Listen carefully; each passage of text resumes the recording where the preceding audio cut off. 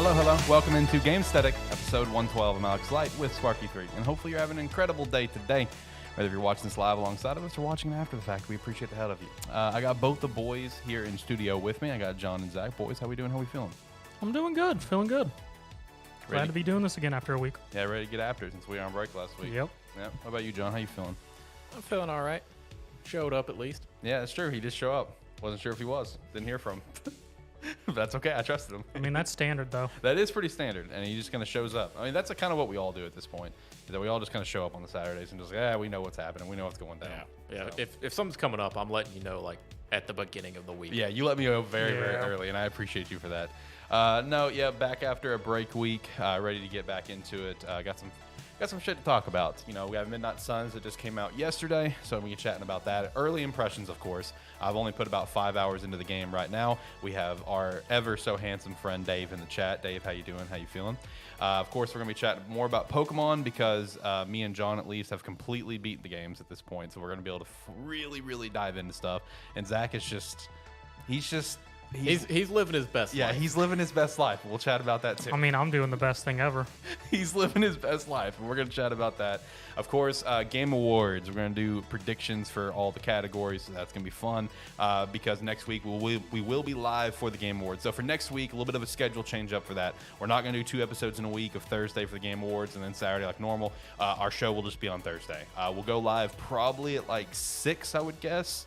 6 Central Standard Time is when we'll go live. We'll chat for about 30 minutes or so about maybe whatever came out through the week leading up to the Game Awards. Game Awards starts at 6:30. We'll be live for the full thing. And then with that also, AniMan Plus, which just started live shows on Thursday. Really excited for that. That will instead be live on Saturday next week. So just a couple little change up there. ATFS, of course, unchanged, still going live on Tuesday. Let's see. Make sure to join the Discord and you can come chat with us. We definitely appreciate that. Follow us over at Twitter at GameStaticPod. Shout out to Agent Inc. Go buy our jerseys. Link down in the description below. Shout out to Rogue Energy. Use our referral link. And then the last shout out, I've already shouted out on 2 shows, and I got to shout out once more. Shout out to my ever so wonderful contractor who built this ever wonderfully beautiful studio. He's been doing like this wood art for me in the background. And he just dropped off some new ones, such as good old Master Chief. Look at that visor. I love the way he did it. I think it looks absolutely sick. He also did a Suna from Hitman Reborn for me, and he's got more coming. So very pumped up for that stuff. Shout out to Buddy Green with Quality Construction. Doing great, man. Hope all is well with you all. Yeah, things are going pretty well, man. Thanks for stopping by. We appreciate it. Hopefully you can hang out for a little bit while we chat about Midnight Suns, Pokemon, and more. I think that's pretty much the shout-outs, right? Yeah, that'd be everything. You know, Wayward Beard Company, Red Dragon. That's the other ones, I guess. You know, check that out as well. Everything's linked down in the description below. Stomp to our website. We'd appreciate that. Start turning down the music here. But yeah, Game Awards next week on Thursday. I would probably, because I think it starts at 6:30 our time, Usually, right? yeah. So yeah, we'll probably be live about 6 o'clock on Thursday, and be here for the entire length of the Game Awards. So that's gonna be fun. Maybe. Well, yeah, we don't have the best track record with the Game Awards. We're 1-3. We are 1-3. Yeah. And even the first one, I wasn't even technically part of it. I know. Lighthearted at the time. I know. I just need someone there to chat with me. We'll make it happen. This is going to be the year. We also have my guy Steve in chat as well. Steve, how you doing? I need a Vegeta. You know, I'll talk to my guy Buddy and see if he can hook you up. I don't get to always listen, but he listens on the way to work. Shout out to Dave for listening to us part of his morning commute. So we appreciate that. Marvel Snap, best mobile game. You know, that is, of course, easy. That is, of course, easy in the mobile category. And we all have to agree here that Marvel Snap is the best one, and we think it's gonna win. Actually, fucking easy. I actually, you know, let me go pull up that category real quick because I have everything already kind of ready to go. Best mobile game. If you want to switch to browser, it should already be set up for us. Yeah, there we go. It's kind of off-centered, but it's all right. So yeah, Apex Legends, Diablo Immortal, Genshin Impact, Marvel Snap, Tower Fantasy. So it's either just going to go. Wait, how's Genshin Impact in there again this year? It's just always in there, man. They gotta figure out because something. it's still a mobile game. Yeah, it's still just ongoing. It's still one of the most popular mobile games. Yeah. If it's in there, so Marvel Snap may not win then, just because Genshin Impact. See, when you guys were saying it's gonna win, I was just smiling. I'm like, I don't know about that. I mean, like, it's gonna probably be Genshin Impact, but I think Marvel Snap can give it a run for its money. Whatever happened to they can only be in the year they're released? It wasn't released again this year. Well, mobile category being a little bit different. Yeah. So, 'cause it's just like it's like it is what it is situation. Like we got to have the games. We got to have something. So that's just what they're doing. So, but let's see.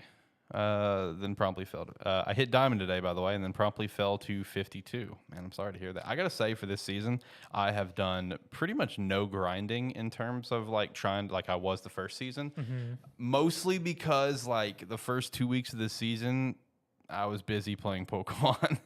I haven't done anything this season just because I haven't bothered to change up decks, so I'm still using old strats, which are failing me miserably. See, for me personally, I've been doing all sorts of random deck designs and trying different things. Like the decks that I grinded with to get up to like the 50 range, I've touched them maybe 3 times this season. Like I've been trying all a bunch of new shit, and it's just like sometimes I get a little bit on a spree, and then sometimes it's just like, all right, yeah, this deck doesn't work. Let's adjust this. I'm just trying to find some fun decks to play. That's been my thing. My favorite one has been like my basically my fuck you deck, where I'm literally only here to upset you. I don't care if I necessarily lose. I just want to make your day just a little bit worse with just all the cards to fuck with your hand, fuck with your deck, fuck with locations. I'm just here to be an asshole for that deck, and it's been one of my favorite ones to play. My favorite one so far I made is just, which is called Superbots. It's just Ultron being buffed by all the area buffers. Oh yeah. So true. Kazar, Blue Marvel, Mystique. Yeah. So, I mean, I've still been having fun with it. I've been losing quite a bit. Like I said, I've been trying out a bunch of random decks, and I've been losing quite a bit.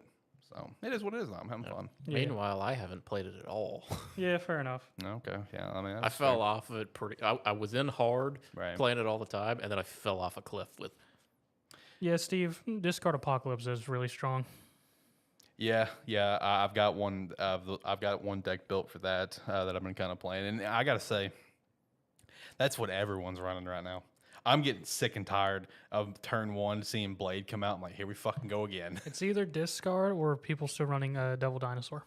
Yeah, Devil Dinosaur, discard, or I still see a lot of move decks. Move decks are always fun. Yeah, they are. Especially if you can really get all the pieces for it, because like Vulture naturally is really fun, but if you can get your hands on Human Torch, that can be a lot of fun too. My movement deck actually focuses more on Craven and Dagger. Oh yeah, those are some good ones. I need Dracula. Yeah, I've got Dracula in mine, and I got Hela earlier as well. So that's pretty cool. That was in my token shop was Hela. So I had Shuri in my shop too, but no way I'm paying for that. I need Absorbing Man to have some fun. Yeah, I've seen Absorbing Man. Looks pretty fun. Looks pretty trolly. He needs some Mystique just for reveal deck. Yeah, exactly. Reveal cards. Yeah. So Marvel Snap still fun. I'm gonna hope it's gonna win in the mobile game category, but we'll see. New meta is Death Wave, She-Hulk. Yeah, I've seen a lot of people raving about She-Hulk on Twitter. Yeah, I could see that. Yeah, I've seen a lot of people raving about that one. So, all right, let's go ahead and jump into some stuff here today, boys. We'll lead things off with Marvel's Midnight Suns, which did come out yesterday, and now, as of I guess earlier, all 3 of us have because you bought it earlier, yeah. Yeah. So when I got off Pokemon earlier, I started playing it. Okay, cool. And I think all of us have ended right at the same spot because I was asking John about that. Me after and Zach are literally we ended our saves at the exact same location. Which is emo kids. Yeah. See, so because you guys are right at the point where you get like the Spider-Man mission, right? Yeah. Now, is it the Spider-Man mission to go save Spider-Man? Is that the one? It just says Spider-Man's. Yeah, the mission is just called Spider-Man's. Okay, then I think that's the one to go. So you've already met Spider-Man once. No. Yeah, with Venom. Well, yeah. You meet him in the cutscene right after. I didn't meet him. My ass was knocked on the fucking ground, and he was just. The bottom line, he was just one-lining. You as the gamer saw Spider-Man. I saw nothing. Okay, so we're all at the same. I'm in that mission right now. He kind of just showed up and fucked off. Yeah, basically. Yeah, we're all in that mission right now. I'm in the mission. I'm at the last part of it where I'm actually fighting Fallen Venom. So that's where I'm at in that mission personally. But that's about like 5 hours in for me. Just been kind of also dicking off at the Abbey, exploring that. That's been a lot of fun. The Abbey's really nice. It is. I've spent a lot of time running around the Abbey. I've really been enjoying that aspect, just checking out all the different locations because like the map is actually pretty good size. You know what's sort of funny in the Abbey because you know how you can find the. So we're gonna go hard on this. In the Abbey, it's your overworld area where it's the headquarters where after missions you go and. Fuck around. It's your hub area. Yeah, the main hub. You got a day and night cycle, and the Abbey is where all the collectibles are. You just run around and find crap. And one of the things you can find are masterwork, which are paintings, which you can put in frames. Yep. And I discovered if you run at everyone's room doors, even the locked ones, in one of the corners, if you just hit A, you can reach the picture frame inside the locked door. So I'm just setting up random paintings. I was like, there's no real point to this because I can't see these things. Right, yeah. But, so let me set some groundwork here on Midnight Suns and, like, what we are necessarily doing. So the game immediately starts off with, like, some Hydrate. You have to be Also, crossbones fuck that pretty tutorial quickly. mission. Yeah, true. It completely makes Iron Man stronger than what he actually is. Yeah, 100%. Fuck that tutorial mission. 100%. I haven't used Iron Man outside of that mission. I haven't used him and yet I either. don't know how he actually feels. So he has a lot more Midnight Suns, Steve. sort of quick cards in one area attack, but the area attack, the missile one it has you use in the tutorial, his actual card effect is it's a chain card, which allows you to hit multiple targets, but it only chains to the chain number is determined by how many Iron Man cards you have in your hand. Mm-hmm. Oh, that sucks. Yes. And it costs 3 heroism. Yep. Oh, that's terrible. Fuck that card. Yep. Yeah, in the tutorial, it's just does so much damage to every unit on the field. Which I can only assume is a better variation. Yeah, of the I card. assume if you upgrade that card a few times, you get to there. Yeah. But, the general premise behind Midnight Suns is we get a introduction to, like, Hydra. They're working on some stuff. And basically, the great evil Lilith has been, revived, which is all in the promotional material and everything. If you get the Legendary Edition, she's right on front. Our main antagonist for this game corrupts pretty much everyone in there, at the, in that Hydra facility.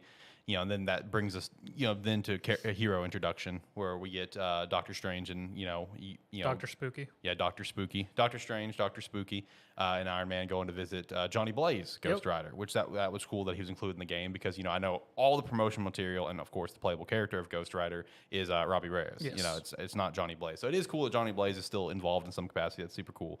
And basically they're trying to basically recruit, because the Midnight Sun is on its way. Which then does bring us to your character after you complete like the first couple missions. Captain Marvel comes as well. You get very quick introductions, and I gotta say, like it's very cartoony and comic book way of like introductions, which is like the splash card, and just like a little tidbit about. I like it a lot. I have very much enjoyed the dialogue and I love interaction between the characters. This has been very well done. Yeah. But I mean, the main opening, which we slightly skipped, is that it more or less starts with those two. Captain Marvel shows up. They go to the Sanctum Sanctorum. Scarlet Witch is there, and they get attacked by Lilith. Yeah. All right. And they fight off Lilith. Scarlet Witch manages to push her out of the Sanctum Sanctorum. And then Strange, Iron Man, and Captain Marvel yeet through a portal, which for some reason they knew where to go to find the Hunter. Yep. They never really explained that. Doctor Strange was like, yeah, let's just open this and we'll go.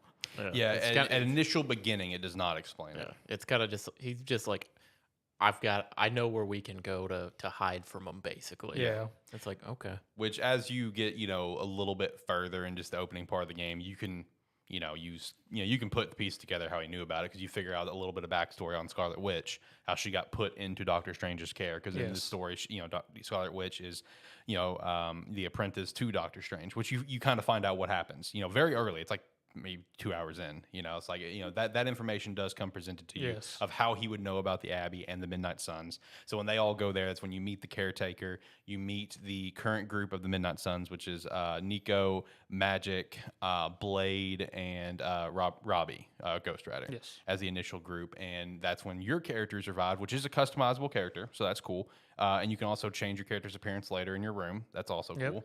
So you customize your character and everything. Your characters awaken after 300 years, multiple centuries of where this is the son, just the child, depending on what gender you pick, the child of Lilith. And they defeated Lilith once upon a time, made the ultimate sacrifice, and they've been in slumber ever since. So now this character, the Hunter, being revived with the sole purpose of now trying to defeat Lilith again with the help of the Midnight Suns that are being reformed. And Avengers. Yeah, and the Avengers as well are going to be involved with all this. So that's like the general premise of the game. Now, as for like the gameplay is all like, turn-based, like card. I was about to say, unfortunately, Steve, there's not going to be a co-op mode because of how the gameplay is. No, there's not going to be a co-op mode, and it really doesn't. I promise you. With how the gameplay is, really doesn't need a co-op mode. Because it's done by Ferrex, which is the team that did XCOM and Civilization. Yeah, so think very much like that, because this is like the whole concept of the game is like it's like a card game, like turn-based, whatever.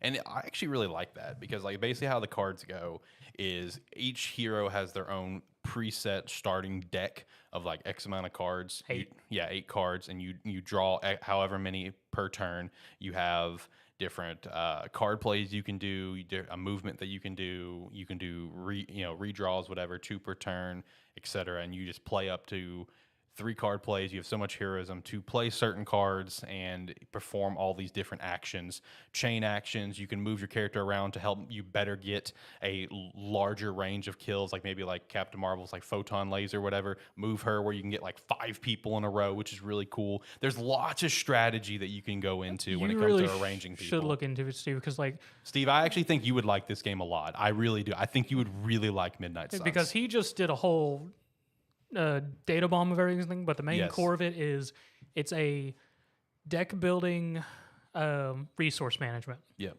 So you have your 3 characters, which determines your deck, which you get to edit as you unlock more cards. Yep. Which is an 8-card set. So you have math is hard. 24 cards to work with. And it's set, and more or less you have your initial 5 cards, and your resources consist of you get 3 plays per turn, 2 redraws, and a single movement. Mm-hmm. And that's all you get for each round. And you get, I think it refills your hand on each turn. The thing of note is, of the initial 5 cards you have, you only draw new cards for the ones that you played. So cards that you didn't play on the turn, they remain in your hand until you either discard them or use them. Yes. Mm-hmm.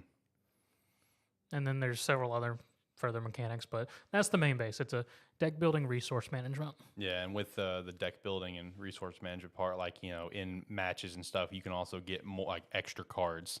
Actually, yes, Steve. Yeah, that would be a good comparison. HeroClix. See, I saw that comment. I was going to ask you guys what HeroClix was because I honestly didn't know. So it's more or less a tactics dice-based game. Okay, well then I'm gonna have to side with Zach. Zach knows what he's talking about, so yes, it's like that. But yeah, I mean, also in like matches and stuff, you can get like other cards to help aid you for whatever situation, like delay a helicopter from leaving, distract Venom, get extra like bonus health or whatever. Usually depending on the mission that you're doing, it'll give you cards that are relevant to completing the objective. Yeah, exactly. And honestly, I actually really enjoy this level of gameplay that it is. Oh, it's good. I've already started unlocking some new cards and stuff, and I'm looking forward to like just trying to figure out all the different combinations that you could do for characters. Because like we were talking about before we started the show, Magic, for example, she focuses so heavily on creating new portals that require knockbacks. On her starting deck, yeah. Yeah, so like you can build that around characters that have a lot of knockback cards from the get-go. So I mean, there's so many different aspects that you can go into it. With the wide range of characters that are in the game. And seeing the initial announcement, like knee jerk for a lot of people, they were just like, I'm kind of iffy about this. But honestly, I was on board. You were on board from the literal get-go. I surfed Ferrex, you were just like, card let's go. tactics game. Like, let's fucking do it. You were here for it from the get-go. A lot of knee-jerk reaction for people initially when it is just like, I'm a little unsure, and they kind of got bought onto it over time. Ferrex, but like, I'm here for it. Has yet to not make a at least decent game. Their worst one was probably the Future Civilization. Okay, fair enough. Yeah. I will say, I'm very much in the camp of you guys. I want to see some of these higher level cards. Yeah. Because my biggest problem so far has just been I can keep of the characters I'm playing, I can keep cycling through to have the ability to play as many cards as I want on a turn. I just don't have any draw power. See, like that's the thing that I found interesting because, like, I don't know if I assume you've done it because it's sort of forced upon you, the trial thing. Yeah. When you get to use Charlie with you, I did that in one round. See, I didn't do it in one round because I didn't draw like any of my attack cards. Gotcha. That's so it's like I basically had a round where I got to attack one time, basically, and then got Charlie to do an attack, and then he got obliterated. Oof. Because there was still like 7 enemies up, and they all targeted him. Right. And then immediately on my next turn, it gave me a revive card, so I could just pull him back up and then that time I actually had attack cards, so I just wiped the rest of the room. Yeah, so because like that's sort of the interesting with the beginning of Heart is figuring out the synergy between these decks. Because I assume as you choose which characters you're going to focus on, there is some high synergy. Like, and each character has a fairly interesting sort of initial build. Because like the thing with Iron Man outside of the tutorial, his whole kit is redraws. Because if you redraw the card, it immediately gives you the card back, but now it has extra effects, which is an interesting thing to use with your 2 redraws.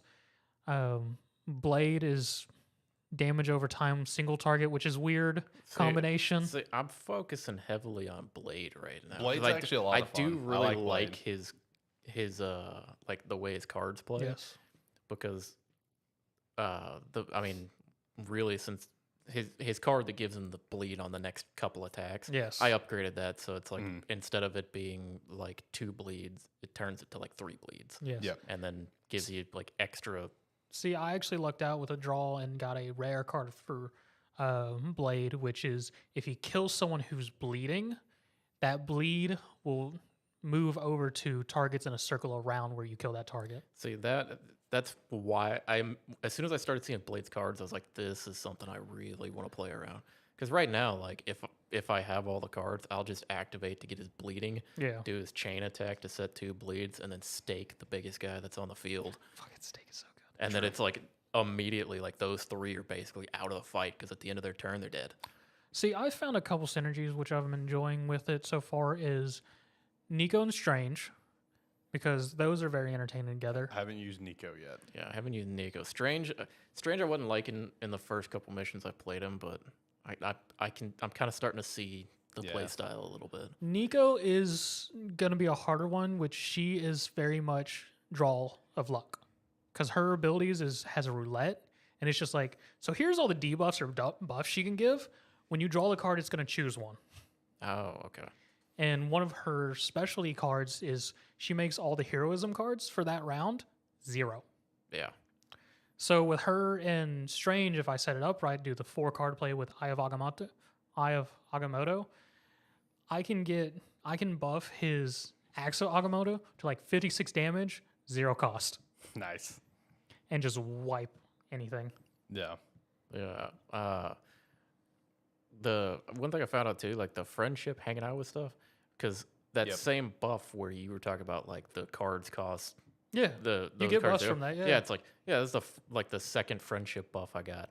Yeah, was that when it's like first turn, all of the heroism is 0. I'm like, well, I'm about to have a fucking banger of an opening turn. Yeah, and there's something we should mention is like, besides the main combat and whatnot, there is the hub world where you can interact with the characters and build friendship points with them.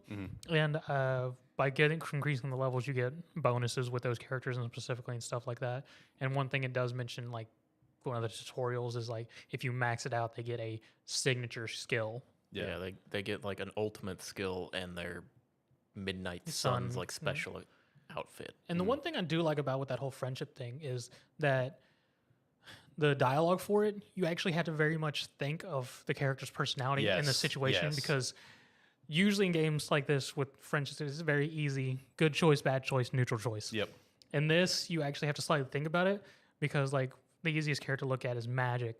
She wants none of your shit or comforting. 100%. She does not want to hear your shit. Well, the interesting thing to go alongside with the friendships is there's also the light and dark. Yep. Yeah. Like light and dark path that you choose for your main character. So if you go one path over the other, it's like you're supposed to get additional abilities or cards or something for it. So when you're talking, like if you're trying to work on a friendship with someone, if those light and dark options pop up and you're like, then you got to choose. And it doesn't match with it's like you got to choose. It's like, okay, exactly. do I go for my character's path, or do I go for the friendship with this character, or do I just say fuck it and don't do either of them? Yes. Yep. And just go completely. Because I've had some of those situations pop up already. So just overall, because like when we were looking at it before the game came out Friday or Thursday evening and Friday, as it was just getting tons of reviews, and I can see why, because so far with the little bit we've played, because we all have somewhere between 2 and 5 hours, I assume. Yeah. And we're all ended at the same one, and just combat's entertaining. Yep. The It's addictive, very addictive. The card mechanic's going to be fairly interesting with at least how different currently just the beginning set of characters are, not even accounting for like the other 4 or 5 characters I think that are playable. Mm-hmm. Yeah, because we have multiple characters to unlock, and then we'll have the DLC characters. Yes, which that's going to be entertaining. Especially one of them. Let's go Deadpool. I was thinking Storm. Storm's going to be fun. Storm will be fun. The actual the weird day-night cycle that allows for things, the actual interacting with the other characters. Mm-hmm. And honestly, I enjoy the mechanic they've chosen for acquiring more cards and the artifacts. Mm-hmm. Okay, so that feature where like you get because when you do a mission or something, you get like a gamma capsule and the option for like some of them will give you like the research capsule and stuff like that. One thing I'll say is if there is somebody, like when you come out of your room or like when you're back at the Abbey, if somebody says like, hey, come talk to me for a minute, you can't go turn those in. Oh, can you not? You can't go turn them in until you go talk to that person. Oh, wow. Because every time I'm like, okay, I'm back. Let me go check and see what my new card is. Nope. Can't do it. I didn't realize that. So. I've walked up to that thing 4 times now and not been able to do it. Because sucks. I got to go talk to them. But the thing is, as soon as you go and talk to them, it's like go talk to them, talk to somebody else, and then go back to them, and then you're good to go. Yeah. Pretty much. But to what he was saying, to unlock the cards after the missions, you get certain capsules that you research and you gain.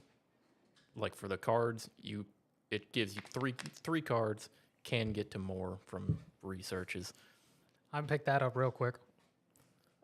And then you pick which card of that you want to actually add to your decks. And then when you have multiples of the same type of card, you can then take it and upgrade that card to a higher version of it where it gets more effects or does additional things as well. And so far, all the cards I've gotten for options that have been fairly boring. It's just been like it's very slight number increases. Like I haven't gotten anything. I haven't got anything that felt super impactful yet. The only one that I've gotten that's sort of very interesting was a Iron Man upgrade, which he has an ability called Mark, where he adds 2 marks and 2 weaknesses on a character he chooses.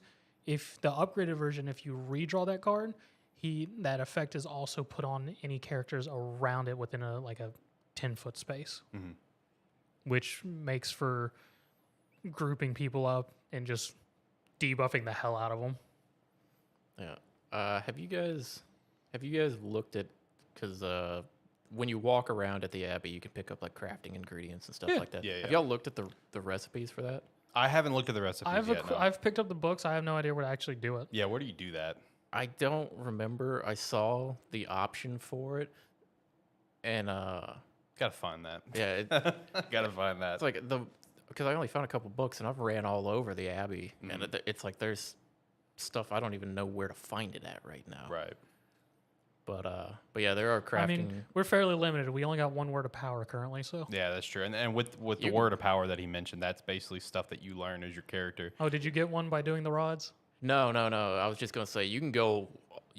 With that one, you can go pretty far. Oh yeah, you can get pretty far. Yeah, the words of power is basically stuff that you get that's strictly for like the hub world, the Abbey, where you can allows you to get to more of the Abbey. Because I'm telling you, you open your map. That's a pretty good area that you have at your disposal. Yeah, no, it's a good sized area for your hub world. The words of power basically equate to your standard travel powers around the world. Like you can open doors, burst open. I assume we'll be able to burst open cracked walls because they're all over the place. I assume at some point we'll be able to just make magical bridges. Yeah, I'm assuming some of that stuff just to make the travel easier because there are bridges that are down. You can get to the other side. It's just a roundabout way you gotta go to get there. And it is, and you reach a certain point pretty early where you get prompted. From this point forward, exploring the Abbey is optional. You know, whatever. You can choose to do it in your free time and stuff, but you're no longer required for it for the story. In my opinion, it's very much worth it, not only for just like, it's a really cool hub world, but also as you go around, you can find like different locations where you can invite characters to go to for your hangout time, because that all helps for that friendship stuff that you can get, which was one of the biggest things about the game that really drew me to the game initially was, number one, it is Marvel. I'm a Marvel fanboy. and then just like the relationship building with characters. Like I always enjoy games that have that. And the one thing I also really enjoyed about it is like the early like access previews and stuff that some reviewers were doing is like, you know, when you're doing a playthrough, you really do need to be selective on who you want to learn to be best friends with, because you're not going to be able to be best friends with everyone in a single run. You're going to, so like that also opens for like replayability to further explore more stories with characters over time, and more, you know, going to the gameplay, you know, further exploring what more you can do in the game once you become best friends with this character or this character or that character. So it just opens up a lot of gameplay mechanics and multiple playthroughs, which is cool, because I love doing multiple playthroughs of games. But yeah, just the relationship stuff, you know, just being friends with everyone and just kind of building that. It's really cool. I'm a big fan of that. You know, trying to figure out who you're going to be best friends with. Still working on that. Yeah, still working on that. Another thing that I've really enjoyed about the game immensely is just like how well they have nailed these characters, you know, and their personalities. Oh yeah. Oh my God, bro. Like each character really does feel like the character. And, you know, when I say this, you know, when it comes to anything Marvel that's not the MCU, people will immediately turn to the MCU, which is fair. It's one of the biggest media franchises on the planet in terms of films. That's what people are going to naturally try to relate things to versus going to the comics, right? You know, that's just how people's minds work most of the time, if they're not a massive fan of the comics and the history of it.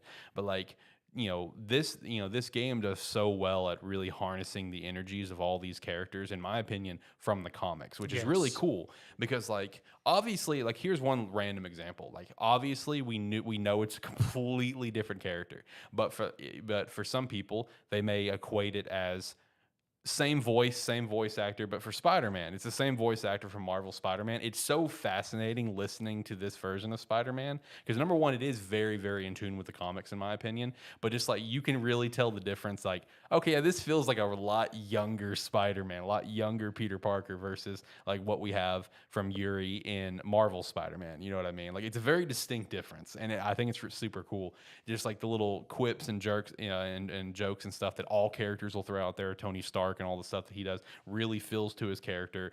You know, the stuff with, you know, the way Blade talks, the way everyone talks, it feels very in tune to their characters from the comics, and I've really enjoyed it immensely. It is really enjoyable. It's like one of the Blade interactions I enjoyed was when you first get to talk to Blade in the Abbey, and you're just like, and your character's just like, so is Blade your name? And he's just like, well, is your name the Hunter? Yes. Yeah. Oh. Yeah, and Blade's just like, so you're telling me your mother just woke, you know, just birthed you and just looked at you and decided that your name was the Hunter. And your character's like, that is the way I understand it. Yes. And Blade's like, takes all kinds. All right. I did a hangout session with Blade, just like hanging out at the pool. Yeah. And they're just sitting there talking, and Blade's complaining about vampire movies. He's like, I can't stand these vampire movies. It's like, why? It's like, because they're taking these merciless killers and showing them off as being all like having a good side in that to him. He's like, I would never be a part of one of these vampire movies. Well, unless it was me killing the vampires. Yeah. Like, your character's like, what would you call that? He's like, I don't remember what he said, but he's like, I don't know. And he just throws out a name, and she's, what about Blade? He goes, nah. I mean, wouldn't say no, but it's not my first choice. Just all the interactions, all the jokes and stuff, man, they're great. Because also with like one of my favorite little things that I've loved to pay attention to is all of the splash cards introducing characters and stuff. Because like they're so detailed on certain things. Like your first introduction in the game, where it's like Doctor Strange, you know, Ghost Rider, and then, you know, Ghost Rider, he shoots one of the dudes from hell behind him. He's like, see you later, Robo Man. He drives off, and instead of it popping up saying Iron Man, it actually says Robo Man for Tony Stark's initial introduction, which I thought was hilarious. And it's the same thing. Like there was one on the mission that you guys are about to go on, that I'm on, where it was a Hydra agent that was up the top with Venom, and Venom, you know, it came up with that Hydra agent, like gave his name, and he said, and the little extra splash text is like, joined Hydra for the dental plan, and then he gets thrown off the building. It's just little stuff like that, dude. It's just really entertaining across the board. Because like they do, as we keep saying, they have done the characters like during the whole discovering of Agatha thing and the library thing. Yeah. Whenever you go to the library and everything, and then the caretaker just burst in, and I was with the character. I was like, whenever she left, I was like, why was she mad? Yeah. Literally, yeah, me too. It's like, what the fuck happened? Literally, she walked away, and I sat there, and I just looked at the TV. I went, "What the fuck you mad at me for?" I was completely in line with how they also portrayed your actual character in game. I was like, what just happened? Yes. But yeah, no, top to bottom, I've enjoyed this game so far. I'm really excited to keep playing. I will say the only somewhat complaint I would say is, at least in the early game, the combat. It feels like you can't lose unless you're trying. I could see that, yeah. But also, I was gonna say, when you guys started the game, did you see how many fucking difficulty options there are? I've already moved on to Heroic 1. Because it starts you at normal, Yeah. which is second from the bottom, Yeah. and then there's like 7 or 8 more. Yeah, It's 6 more. Shit ton of It's difficulties. Heroic 1, 2, and 3, and then I think it's Champion 1, 2, and 3. Mm-hmm. Okay, so you can just, aside from starting the game, you can move it up from there. Yeah, because I don't know what the criteria is, but I've gotten 2 stars on all my missions, except the first one I got a 3-star, and that unlocked the Heroic 1 option. Okay. Yeah, I've 2-starred everything besides like that first mission, and then the Crucible one, because I kind of got screwed on my opening hand. I got a 1-star on it, but that was because my doggo died. Yeah. Right. So I think it's based on match rate. Their ratings will unlock more difficulties. Is the only thing I can assume, because it told me I could go to the next difficulty as soon as I got the rating, and it showed the rating of my first just regular mission led by one of the other people. Okay. Yeah, I'll probably bump that up then, because, like I said, so far, like, it hasn't felt like... It felt like unless it was like an objective where it's like you have to do this in so many rounds Yeah. or something. Yeah, it's like, if it's not that and it's just wipe out all the enemies, I mean, hell, if you want to, you can take them out in 1 to 2 turns. Yeah. Well, I actually got a pretty difficult one, which took me a couple tries. Was I had to destroy 2 canisters, in every round that I didn't complete the mission, reinforcements came in, and it was a random number between 1 and 4 units came in, but each round afterwards it became stronger variants. So first it was just like the scrubs, then it was a medium tier, and then it became an elite. And the worst thing about it was also one of the characters on the initial board was one of the shield guys protecting it. So I also had to deal with his ass before I could even attack one of them. Okay. Yeah, I could see that being able to escalate pretty quick. Because at least right now, if it's like a couple of the elite enemies and then like the basic guys, it's like I'll just knock them back into each other to like lower them down a little bit, and then I just chain speed or like quick cards to wipe out everyone on the field. So I mean, I see where the difficulty could be based on more or less if you run into a map and just your choice of character synergy is just dreadful. Because like that one, I had to reset twice before I went, screw it, scrap it, do another team. Because I first tried to do it with Doctor Strange, Nico, and Iron Man, and that went awfully. Because there was no synergy between the 3 of them very well, besides Nico and Strange, but that required very specific setup to get off. So I ended up switching to Magic, Nico, and Blade to pull it off. Yeah, I've like so far the best combination I've had has just been like my character, Doctor Strange, and Blade, because like I said, I just use my character in Doctor Strange to kind of knock people around the field and get them kind of weakened, and then Blade just comes through as a fucking cleanup crew. Yeah. And then like whatever the big enemy is, he just shows up and one-shots it. Yeah, see, I'm just seeing it with, I have these extra missions, just trying to get a feel for everybody. Well, that's the thing. It's like I'm gonna start doing that for some of them, just to see like how they play. Because like, Have you guys done Ghost Rider yet? Yes, that's what I was about to say. Okay, I like Ghost Rider. Ghost I Rider didn't understand it yet. Ghost Rider is going to be interesting because he's similar to Captain Marvel. Is he has a pool. Yeah. He has to get KOs, which allows you to get his soul chain, in which the soul chain is a stacking card. The more times you use it, the stronger it gets. The only thing with him is, I feel like Ghost Rider, for at least right now, you would need to pair with Captain Marvel to be truly effective, because his cards actually take his life away. Yeah, because I was trying to use them, and I like After like 2 rounds, he was almost dead, and I'm like, "What happened, man?" He's currently the only starting deck that has heavy detriments. Although he does have like I guess one of his most powerful base cards is like being able to drive the Hell car, Ride. Yeah, the the Hell Hell Ride, Ride yeah. through. Because I didn't realize that was in there because I didn't look at his deck previously. Yeah. And I was using him on the helicopter mission, Yep. or like I'm in there with that, and then draw that card. I'm like, oh yeah, let's see how this works. Go through a field, and he just wipes everything off. I'm like, holy hell, man! But it discards your entire deck. Yeah, gets rid of it. Well, that's the thing. It's like it was regardless the final turn of it. Yeah. Yeah. So I mean, overall, good. We'll probably have more to say come next week. Yeah, when we have more time with it. Yeah. Well, maybe not next week then. So. Oh yeah, next week. Yeah, Game Awards. So I mean, like I said, we'll be live early before the Game Awards start. So we may just immediately lead the show off with any more Midnight Suns thoughts and stuff, and kind of just dive into it. Because I mean, like we're still very early into the game, but I mean, I personally, I've really enjoyed the gameplay so far, like quite a bit. One thing that I mentioned, like you and Josh earlier, and I still stand by it. But I don't think it's a bad thing, not for us especially. But I could definitely see someone looking at it and being like, "Ew," is that the graphics are very much dated in my opinion. But it's like it's not anyone's fault. It's they chose an art style, Yes. and they perfected it though because it all looks good for the art style and runs phenomenally. But people are going to look at this and be like, "Ew, that looks like an Xbox 360 game." Because honestly, it does. But that's not a bad thing. It's because they perfected the style. They chose an art style and ran with it and made it work, and it works great. Yeah, basically, they decided to not go like every other game is trying to do and go for these hyper realistic or like either hyper realistic or like some crazy cell shaded style. It's Ferrix. It's like they went for an art style that they could pull off and that they could do very well.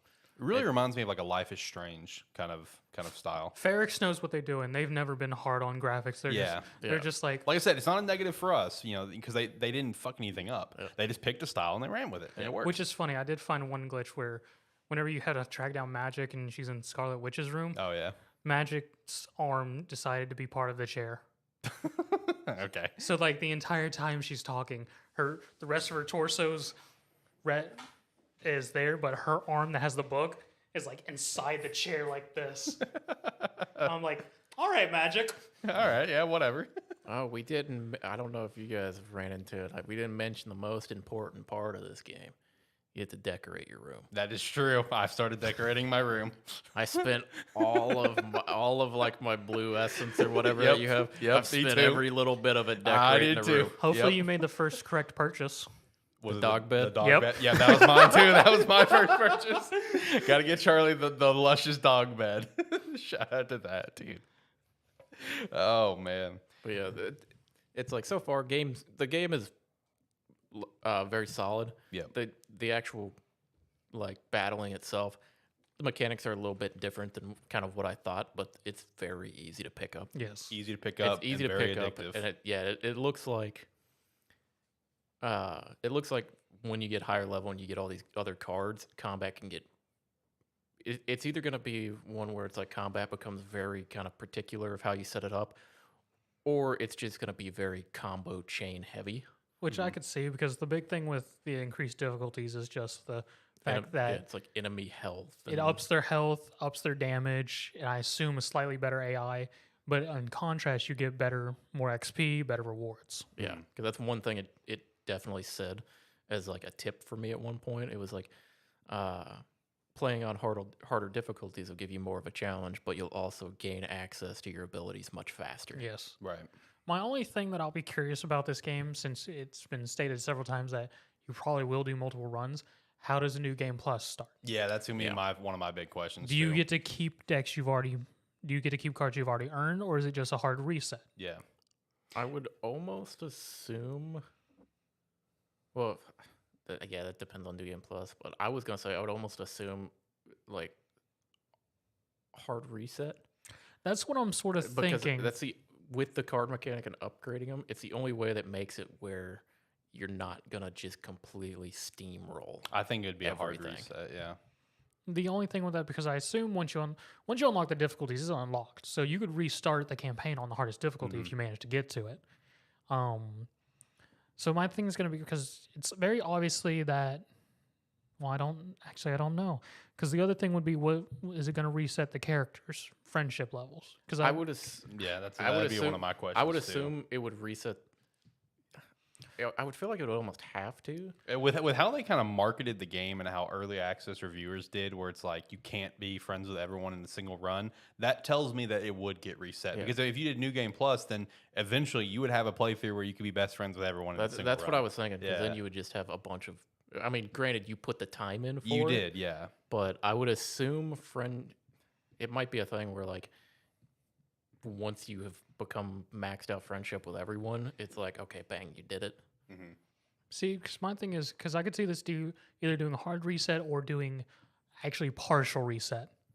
More or less, you do lose data progress with the characters and whatnot, but you get like some bonuses stay that aren't like entirely detrimental.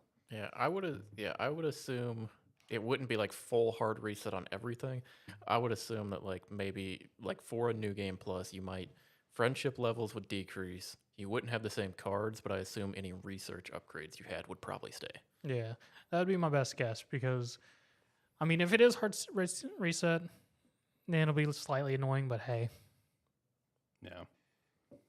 I mean, it'll still be fun, even still, because you get to just explore other stuff with other characters, especially when the DLC characters come out as well. Yeah. So just completely new decks to play, new relationship, friendship stuff that you can develop. Which, just seeing how some of the characters decks are built, I'm gonna be the two decks I'm most curious about would be Morbius. Oh, true. It's Morbin time, baby. And Venom. Yeah. How they're gonna play. It's Morbin time. Because I feel like I hope that's gonna be a card. It's because that was in the the promotional material. Yeah. Yeah, as Deadpool made the joke, it's Morbin time, Mr. Morbius. So I hope there's gonna be a card called Morbin time. I mean, that's gonna be possible. That's gonna be great. Because I feel like Morbius will probably be a lot of lifesteal based. Yeah. And I feel like Venom would be a lot of control, of being able to high damage control. Right. Yeah. So I could definitely see that. Since Spider-Man's got some control feeling to it. I want to know. Yeah, we haven't got there yet. Yeah, some of his early cards is like binding cards and stuff like that, binding an opponent down. So I could see Venom being like a damage control. So either way, Marvel's Midnight Suns, very very good. Really enjoy it. It's one of the best games of 2022, as my title says, and we definitely recommend it so far. And we'll follow up more on it probably next week. Yeah, I'll put the time in and see how far I can get, so I have something to say when we come back. Yeah, I'm gonna aim to, but I'm also splitting time between. I finally started God of War, and I have immensely enjoyed this one. Like, I'm so much more invested in this one than I was. You've actually messaged me about this one. Yes, I'll dive into it on another episode whenever I beat the game. But I am very, very, very invested in this game, because I feel like the only thing I'll say for my investment is I feel like for 2018. For me to be super invested in that game and the story and the character development that you get to experience with Kratos, I really feel like, for me to... It hits harder when you've done everything. It hits harder when you're the God of War fan. Yes, exactly. Is how 2018 does. This one hits hard when you've played 2018. Yeah, when you play 2018, and then also just like the different levels of...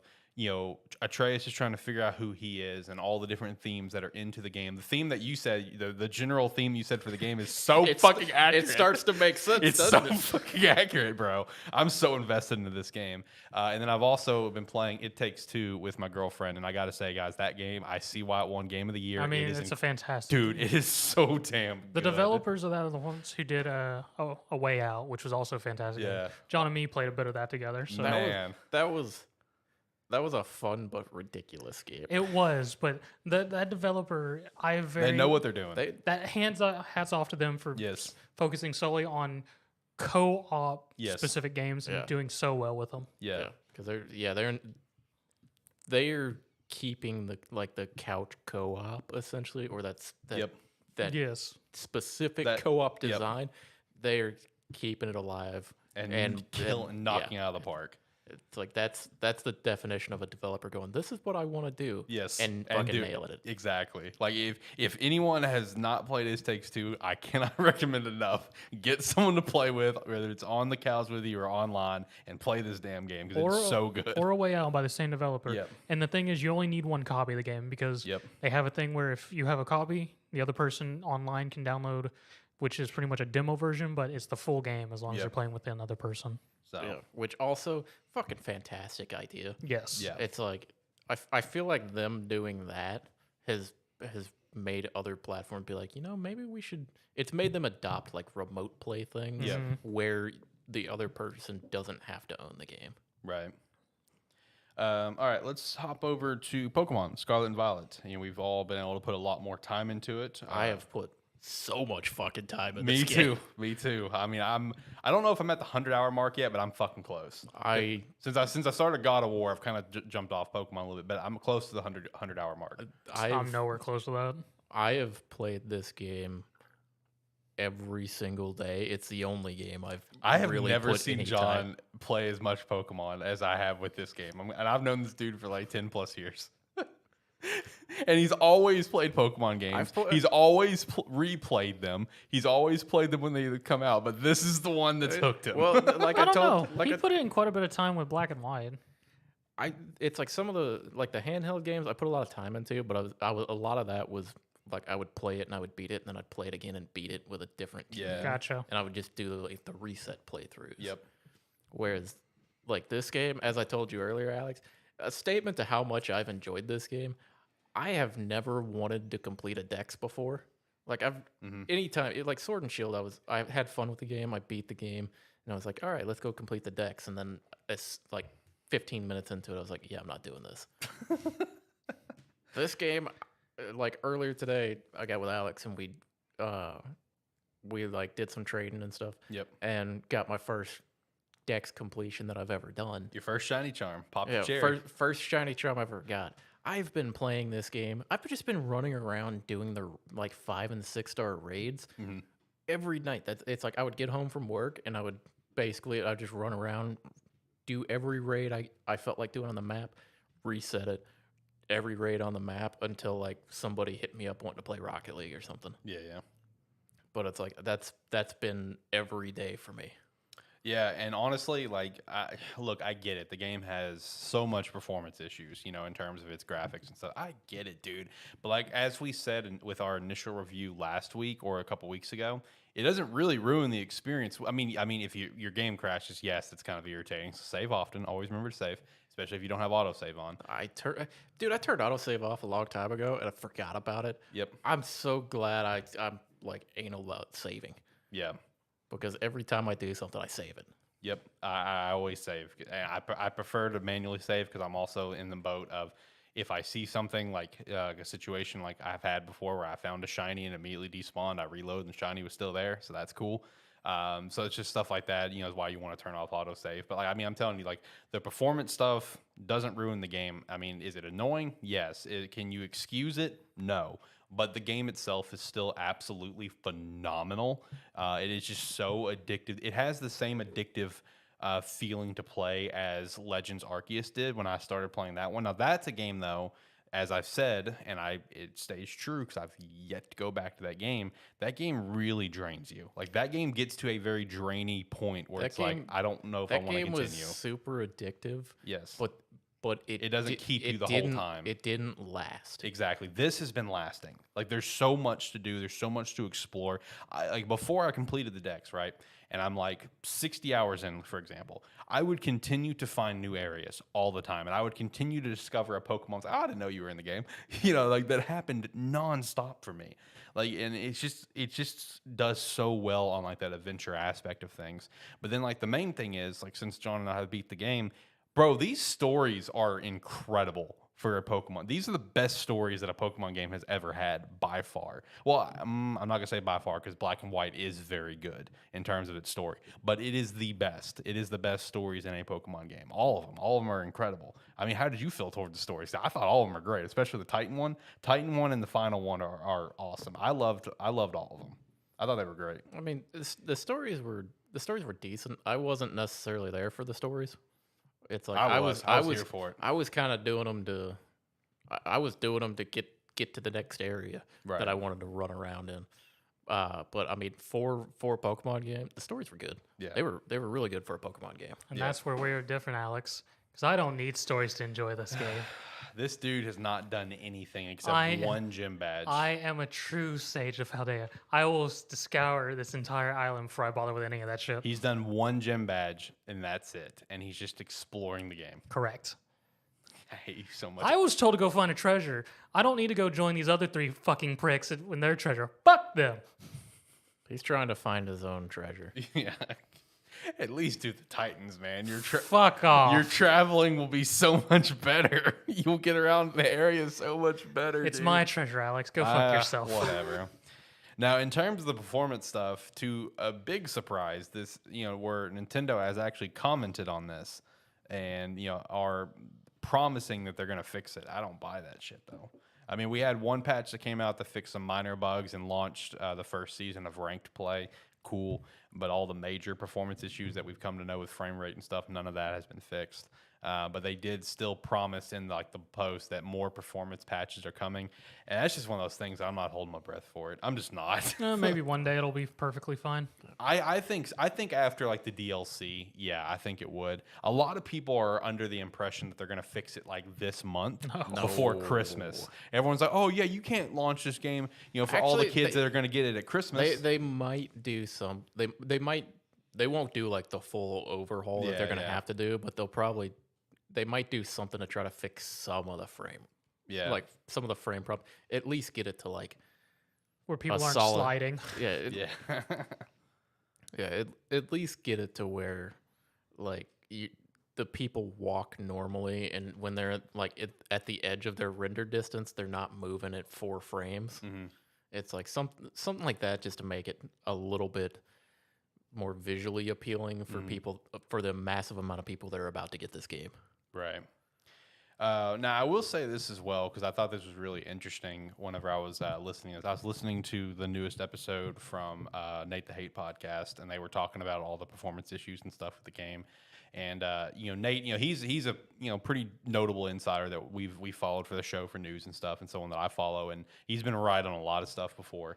One thing that he talked about when it comes to this is that when it comes to how this game's state is launched, where does the blame actually go? Because a lot of people are under the impression that the game was rushed or whatever the case was, and obviously it was, but it's just who was the rushing? You know what I mean? And naturally, a lot of people want to turn towards the Pokemon Company or Nintendo. But actually, the way that he broke it down, and this is per the sources that he knows, is that pretty much the sole person you can blame is Game Freak, 100%. Because the way that he broke it down is that when it comes to this franchise, Game Freak is the one that calls the shots.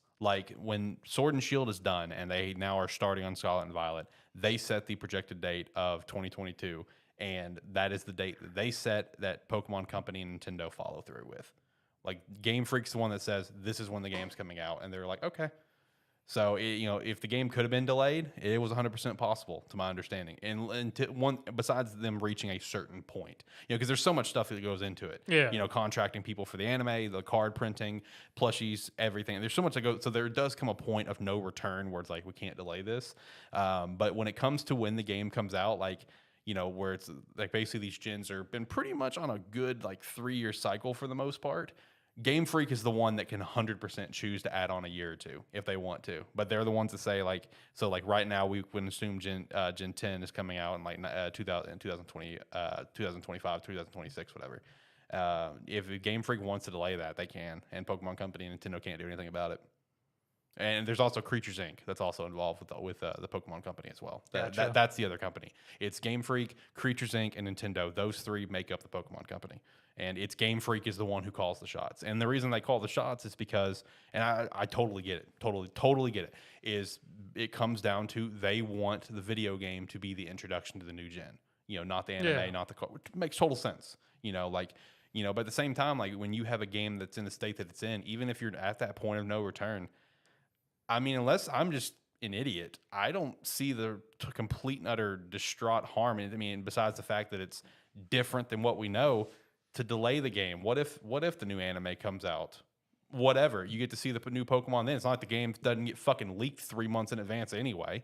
You know, like what's the big deal if you get introduced to the new Pokemon in the anime and then the game comes out? I don't see the harm in it, but that's me. Maybe I'm an idiot, or maybe I'm just more open-minded to let's not have a game launch in complete underdog shit way. You know what I mean? But I do get what they go for. They want the game to introduce the new gen, not the show, not the card game. I get it. You know, the game is what they want to introduce it with. But at the same time, it's like if you got a dumpster fire like you have with Scarlet and Violet, well, the game is great. Obviously, we saw what it turned. Just delay the game. I mean, it's not like the anime is going to start in January anyway. You know what I mean? Like, I don't know when the new anime is going to start. Like, what, April, May, June? It's like, shit, go ahead and delay the game. You know, but I mean, I get it. They want the game to introduce everything, but I feel like, you know, we could be a little bit more open-minded to things and maybe the game not introduce stuff, you know, if you need more time on it. So I don't see that happening. it's not going to happen. I'm just saying, like, I don't see why we can't do it.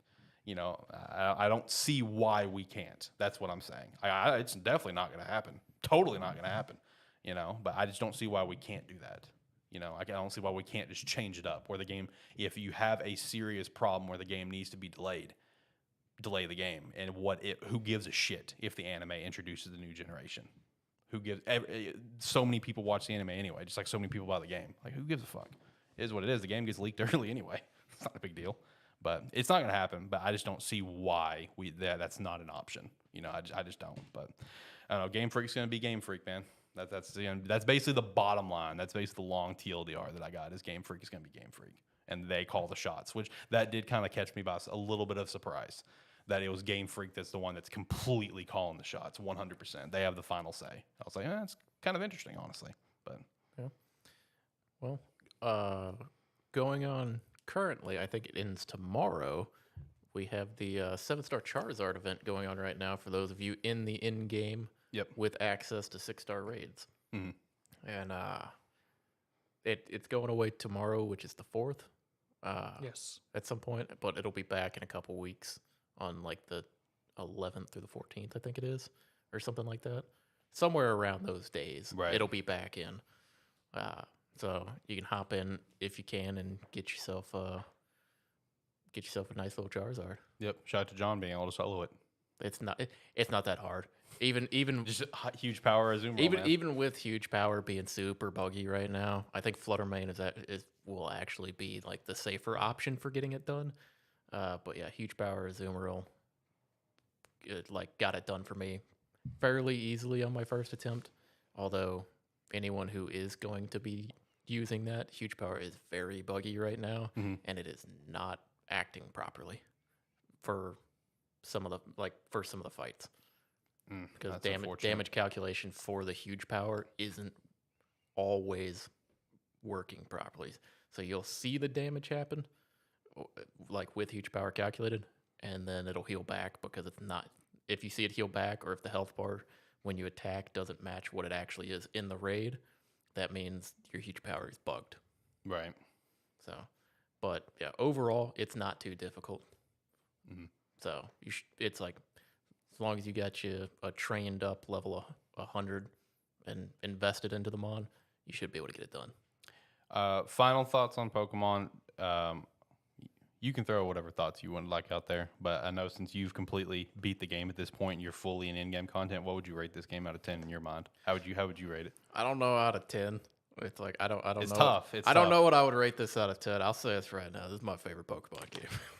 Okay. All right. But it's like as much as I like I'm a huge fanboy of Gen 2 Pokemon. I always have been. It's what I grew up with. It's got its flaws. I love it. I've always loved it. But man, this game is fantastic. This is what I've wanted in a Pokemon game. Right. I'm very back and forth on what I would want to give it out of 10. I'm not gonna lie. It's like I don't know what I would give it out of 10, but I would say at least right now, I've at this point into playing a Pokemon game, I've never still been having fun. That's true. You're usually done right after a playthrough. I usually get the Elite Four done, do the basic post game stuff, and then that's the point that I ended at. But I've been grinding in this. I've done a little bit of shiny hunting before the shiny charm. I'll probably do more because why not? It's easy. It's like the raids are super easy. Yeah. like just generically, if you want to do 5 and 6-star raids, if you can get an Iron Hands, You're good. You can do anything you want to. I love that dude. That's a goofy bastard. You can do anything you want to if you got an Iron Hands. Yeah, he's a goofy bastard. I love him so much. Yeah. I would Hell, probably. I jumped in a 6-star raid with Alex earlier with my Iron Hands. He ended up leveling up his Koraidon to 100. Didn't have it trained up or anything. No. And then we had Josh in there who was. He was trying. He was there. He was there. He was setting up he was setting up some stat boosts and cheering for us. Josh was there. We appreciate Josh. But it's like we made our way through it. Yeah, we figured it out. Because he had that Maridon that was probably still like level 65. Potentially, yeah. Still the base level you catch it at. We figured it out. We got it done. Yeah, we got it done. It was funny. I think at one point you were like, I don't know if we're getting through this, and I'm looking at it going, nah, that's easy. I've had much closer fights than this. I think as a rating, I'm kind of flirting with like an 8.5 is where I'm kind of flirting with.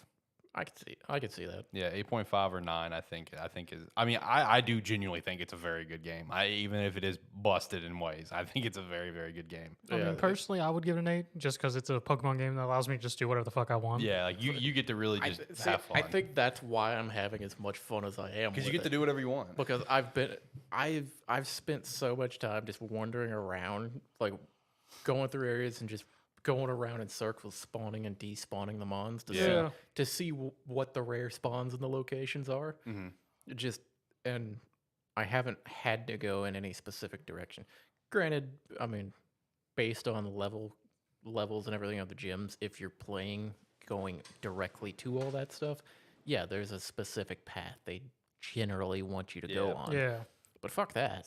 I'll go in whatever order I want to go in. And that's why I'm enjoying what I'm doing, because I don't got to mess with any of the story stuff, and I can still enjoy the game for what it is. Yeah, just explore the world. Yeah, try to get stuff. Because this is one of the few gyns where I've played, like playing through the gyn, I actually took the time to go through, catch as much as I could before advancing through areas, as well as using the new, a lot of the new mons.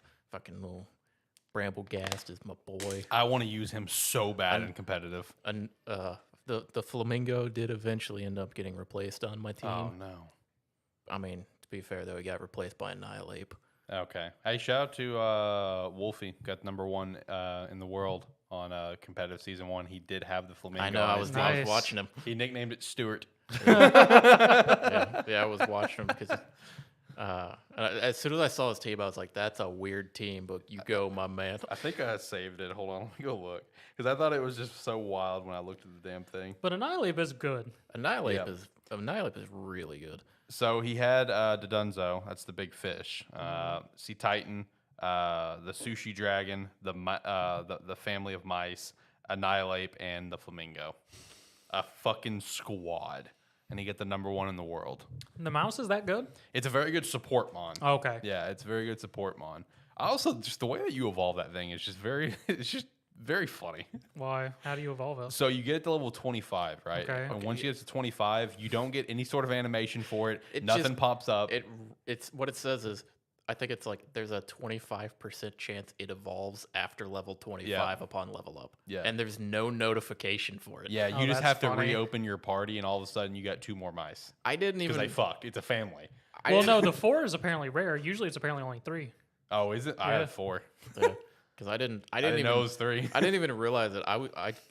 Because, I mean, hell, I didn't go to level it up until after I had a bunch of candy. Yeah. So I was just sitting there and I'd be like, medium candy. Level up, medium candy. And then nothing ever popped up. I was like, I don't know if this worked. I'm done. I'm not doing this anymore. And then I looked at my decks and I was like, oh, I did it. Oh, they fucked. Oh, cool. Oh, no. Pokemon is very, very, like I said, if you're a diehard Pokemon fan, you have been every generation, you've always played it. Still highly recommend this game. If you're someone who, I called it a disaster for casuals because of how broken the mess is, and I still stand by that depending on the person. But I even still think there is a casual audience that can pick this game up and have a great time.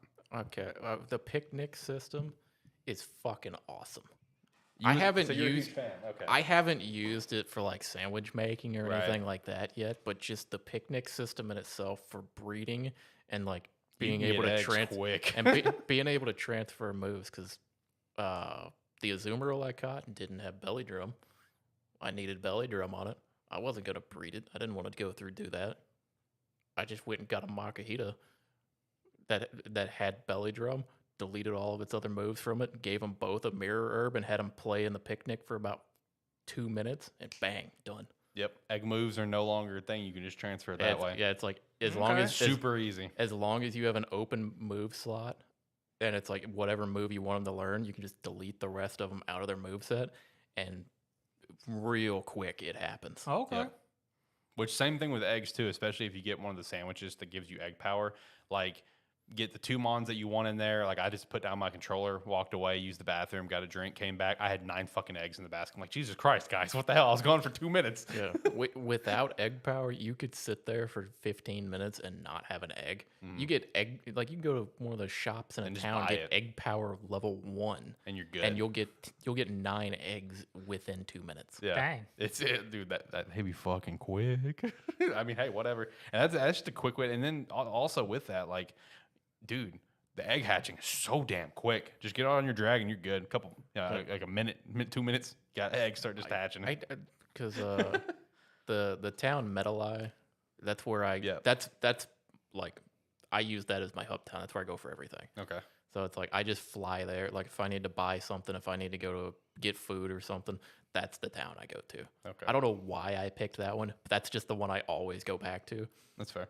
But like I'll go there, and yeah, I was hatching eggs earlier before we jumped on because I was hatching all of my various starter eggs in case Right, you yeah. guys needed one. And I had a flame body Whatever. like talon flame or something. Yeah. Threw 5 eggs in there, like 2.5 laps, they all hatched. Yep. Damn. It's quick, dude, which is fucking nice. It just makes the breeding aspect of things nice because like going into it, I was just like, man, with how easy it is to just like catch everything, it's like I don't feel like I have to breed anymore. It's just like I don't know, this is pretty nice. Yeah, this is a lot easier than I thought it was gonna be because when I heard the initial change for what they did with the breeding mechanic before the game came out, I was like, I don't know, it's kind of fishy.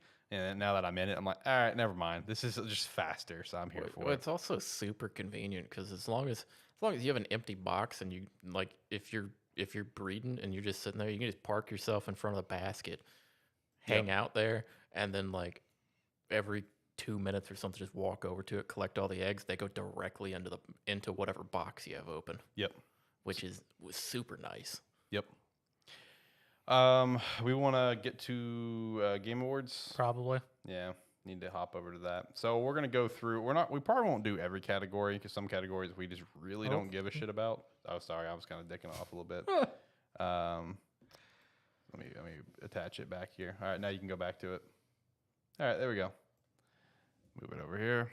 All right, so we're gonna give some predictions on the Game Awards and the nominees and stuff. Like I said, we won't do every single category, but we'll do the ones that we actually give a shit about. You can't see this at all, can you, John? Okay, I didn't think you could. Just tell me what category you're going to. There you go. I'll move it up here. How's that? Boom. Look at that. And now I'll take this and I'll move it down here. Okay. He's fucking us both over here, John. Yeah, he had it on the lower monitor. I'm like, I can't see that. There you go. Just turn it like that. I'm going to turn this for me. And we're good. See, now we can all see it. And I'm gonna name them off anyway. Where do we want to start? Do you just want to go down the line? Yeah, might as well. All right. Game of the year. Very quite the lineup of Plague Tale, Elden Ring, God of War, Horizon Forbidden West, Stray, and Xenoblade Chronicles 3. I said this last time we talked about this. Congratulations to all the games on this list. This is a battle of two titans. It really is. is. It is a battle of two games, yes. And I said it before. I'll say it again. I'm locked in on God of War Ragnarok being game of the year. I very much will understand if Elden Ring takes it. Yeah. I mean, with the hype and everything, I would rather go with God of War Ragnarok just because overall it is the better production. It's like I could very much see why Elden Ring could take it. It's like it was a massive game this year. Yes. It is the culmination of everything from the Souls games that they learned and made it into a giant project that everyone loved. Yep. But overall, I can't deny God of War Ragnarok. Right. It's like this might very well be my favorite game of all time. See, I want God of War Ragnarok to win, but the one thing that I keep thinking about with Elden Ring that tells me it's going to win is just like how much Elden Ring just absolutely took over the industry when it came out. You know what I mean? That's fair. Like, that's why I feel like it's going to be Elden Ring for the simple sake of this voting thing, since it's my personal account. I'm voting God of War because that's what I want to win. Yeah. But I think it's going to be actually Elden Ring. I think Elden Ring's winning game of the year. That's what I'm saying. I'm locked in 100% Ragnarok. I think Ragnarok should win based on the game as a whole. Right. I will not be surprised if Elden Ring takes it. Yeah. All right, next category they got lined up is Best Game Direction, awarded for outstanding creative vision, innovation in the game direction, and design. How are you feeling on this one? I will say Immortality is a very interesting game direction. I will say that. I have not played it, but it looks interesting as shit. I was about to say, I can't even really... all I see is Stray. Elden Ring, God of War Ragnarok, Horizon Forbidden West, Immortality, and Stray. What do you guys think's going to win here? I feel like it's going to still be Elden Ring or God of War, honestly. Ragnarok. Yeah, that's what it seems. I would honestly want to give it to Stray just because out of these, it is probably the most unique. But this is the thing is I would want to give it to Stray, but I don't think I can. See, the thing is about Stray here, okay, and it's coming from someone who played it and absolutely loves it. I even bought the physical edition when it came out just because I wanted to own the game, right, in a physical way. The only thing about Stray, and I've seen a lot of people talk about this for the Game Awards, the fact that it got a nominee for Game of the Year and stuff, you take that cat out, how innovative is it? And I'm like, okay, you know what? That's totally fair. The cat is what makes it innovative, it's fair. but that is still an innovative thing, though. Yeah, but that's the innovative thing about exactly. it. It's only one thing, but it still makes it's what makes it a draw. Yeah, it's the thing is if you took the cat out and replaced it with something with else a person in there, it's like you're not gonna have that deep of a game. But because you're playing it from that perspective is what causes it to be such a different experience. Right. I don't know. I kind of think for this one, honestly, I feel like it's still going to be probably Elden Ring in the game direction. Probably. I don't know that it would though, because as far as game direction goes and innovation, it doesn't. I don't know that it's really that innovative on the core concept of the previous games Of the Souls games. Yeah. It's very similar to what they did previously, just on a much larger scope. I mean, that's fair. That's fair. How are we feeling? What do you want me to vote for? I mean, I voted Ragnarok. Let's vote Ragnarok then. Let's vote Ragnarok. I mean, credit to Best narrative. All right, I'm voting that one. We're done. I'm sorry. Well, fuck, Alex. Plague Tale Requiem, Elden Ring, God of War Ragnarok, Horizon Forbidden West, or Immortality. The thing about that I've seen about Elden Ring when it comes to this category is that if this was a strictly a thing of lore, Elden Ring would probably win because of how much lore was built for the game. That because it is written by George R.R. Martin, of course. But the story itself isn't like that compelling. Like the lore is incredible, but the story itself is like standard George R.R. Martin. Yeah, I feel like this one actually will go to God of War Ragnarok 100%. I think the narrative for it is incredible. The problem is almost everything besides the game of the year that Ragnarok is in, it almost feels like it's gonna sweep. Right. Like every category. I was about to say the only thing I would say with that is maybe that's right. You have it over there. Maybe Horizon, but that's a very low call. Yeah. Next up, we got Best Art Direction. Elden Ring, God of War Ragnarok, Horizon Forbidden West, Scorn, and Scorn's a fucking art direction, let me tell you that, and Stray. I don't got any take on this one. I don't have a take on either. Do we want to skip it? Because I haven't played any of those, so I can't really get a good feel based on just what I've seen. Let's skip it, unless you have an opinion. You got something? I feel like this one, I haven't played it, but I saw a little bit on it. Honestly, Scorn could take this. It's like unless it's an interesting design, I'll give you that. Unless people purely go for the big names on this, Scorn would take it. All right, let's go to the next one. We won't vote that one. Best score and music. Such a fucking shame that Sonic's not in here, man. It's so robbed. I'm just upfront about it. So robbed that Sonic's not in this freaking category. Plague Tale Requiem, Elden Ring, God of War Ragnarok, Metal Hellsinger, and Xenoblade Chronicles 3, which does have a good soundtrack. I haven't played the game. I have no intentions to, but the soundtrack is pretty good. I would personally want to give it to Metal Hellslinger, but I don't think that's going to win. I don't think it would either. You've been hearing these bangers in God of War, haven't you? Yeah. It would have to be God of War. God of War has a great soundtrack. It's so good. God of War is a great soundtrack. I would personally say either God of War or Xenoblade. That's my vote too. Is God of War or Xenoblade? I'm gonna put God of War on my thing here. Next up, best audio design, recognizing the best in-game audio and sound design. Modern Warfare 2, Elden Ring, Ragnarok, Gran Turismo 7, and Horizon Forbidden West. Do we have an opinion on this? I do not. I do not have an opinion on this. Gran Turismo. Moving on then. While the score is really good for God of War, the in-game or like the rest of the audio in that is like it's generic as far as I'm concerned. Next up, we have best performance for Horizon Forbidden West, which I believe that's Aloy. Aloy's. I believe that's Aloy. Okay. Ashley Bird. I think that's Aloy. Plague Tale Requiem, which would be I can't remember the sister's name.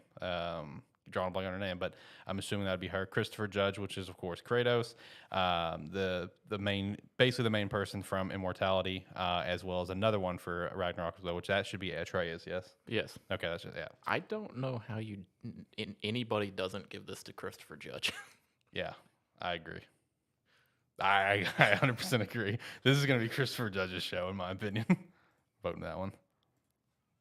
Let's see. Games for Impact, for a thought-provoking game with a pro-social meaning or message. I've got nothing on this. I don't either, because the only game I know is As Dusk Falls. So I don't have an opinion, unfortunately. I would say As Dusk Falls because that is a fantastic game. You did play that, didn't you? Yeah. It was amazing. Don't know any of these games. Moving on. Best ongoing game, Apex Legends, Destiny 2, Final Fantasy, Fortnite, and Genshin Impact. I feel like this one, I think it's going to be Final Fantasy. Final Fantasy probably should win this. With how it went this year. It's either going to be Final Fantasy or Genshin. I'm going to go Final Fantasy. Yeah. With what happened to Final Fantasy this year, where where people literally couldn't buy the game anymore. Yeah, because they crashed it. Yeah. That'd be Final Fantasy's at an all new height, man. I'm going that. Best indie game. Oh, this is gonna go to Stray. Cult of the Lamb, Neon White is a competitor. Let me tell you, Sifu, Stray, and Tunic. That's actually a very good list. This is a good lineup. I was gonna say this is the best. This is probably the best year for best indie that we've had in a while. Yeah. Based on those choices, I would personally put it either Sifu or Cult of the Lamb. Okay. See,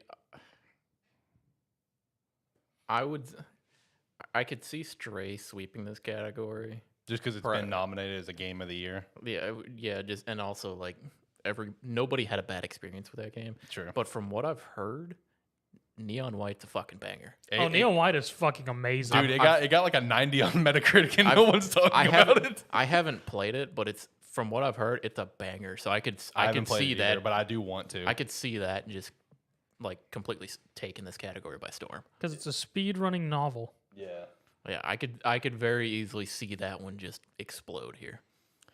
I'm feeling Neon White or Stray. I'm gonna go Stray. Best mobile game, Apex Legends Mobile. Marvel Snap. Yeah, Marvel Snap. I'm going to go ahead and vote that one. Diablo Immortal, Genshin Impact, Marvel Snap, and Tower of Fantasy. Our personal vote would be Marvel Snap, 100%. I'm confused but I think by the Genshin's going to win. Diablo Immortal just because of how much backlash it had from just because it's got a name behind it. The problem is it has a big name and it got a lot of backlash, but everybody still played it. Fair enough. Yeah. All right, next up, we have Best Community Support, Apex Legends, Destiny 2, Final Fantasy, Fortnite, and No Man's Sky. I mean, I feel like No Man's Sky is always the winner for this every year. No Man's Sky usually gets it. The thing is, No Man's Sky doesn't usually have competition, but this year they have Final Fantasy. That's true. Did it have community support, though? I don't know, but it's like people would look at what happened with Final Fantasy this year and think community support behind it. I'm still giving No Man's Sky because with how many new players came into Final Fantasy, nobody came out of it with a bad experience from the community. That's fair. Next up, innovation and accessibility. Oh, God of War. Bro, the options for this game is unreal, but the other options are As Dusk Falls, Return to Monkey Island, Last of Us Part 1, and The Quarry. Actually, the Quarry actually does have some pretty good innovation with the game. But, bro, I'm not kidding. God of War has, like, what, over 70 options? Well, this is accessibility specifically, so. Yeah.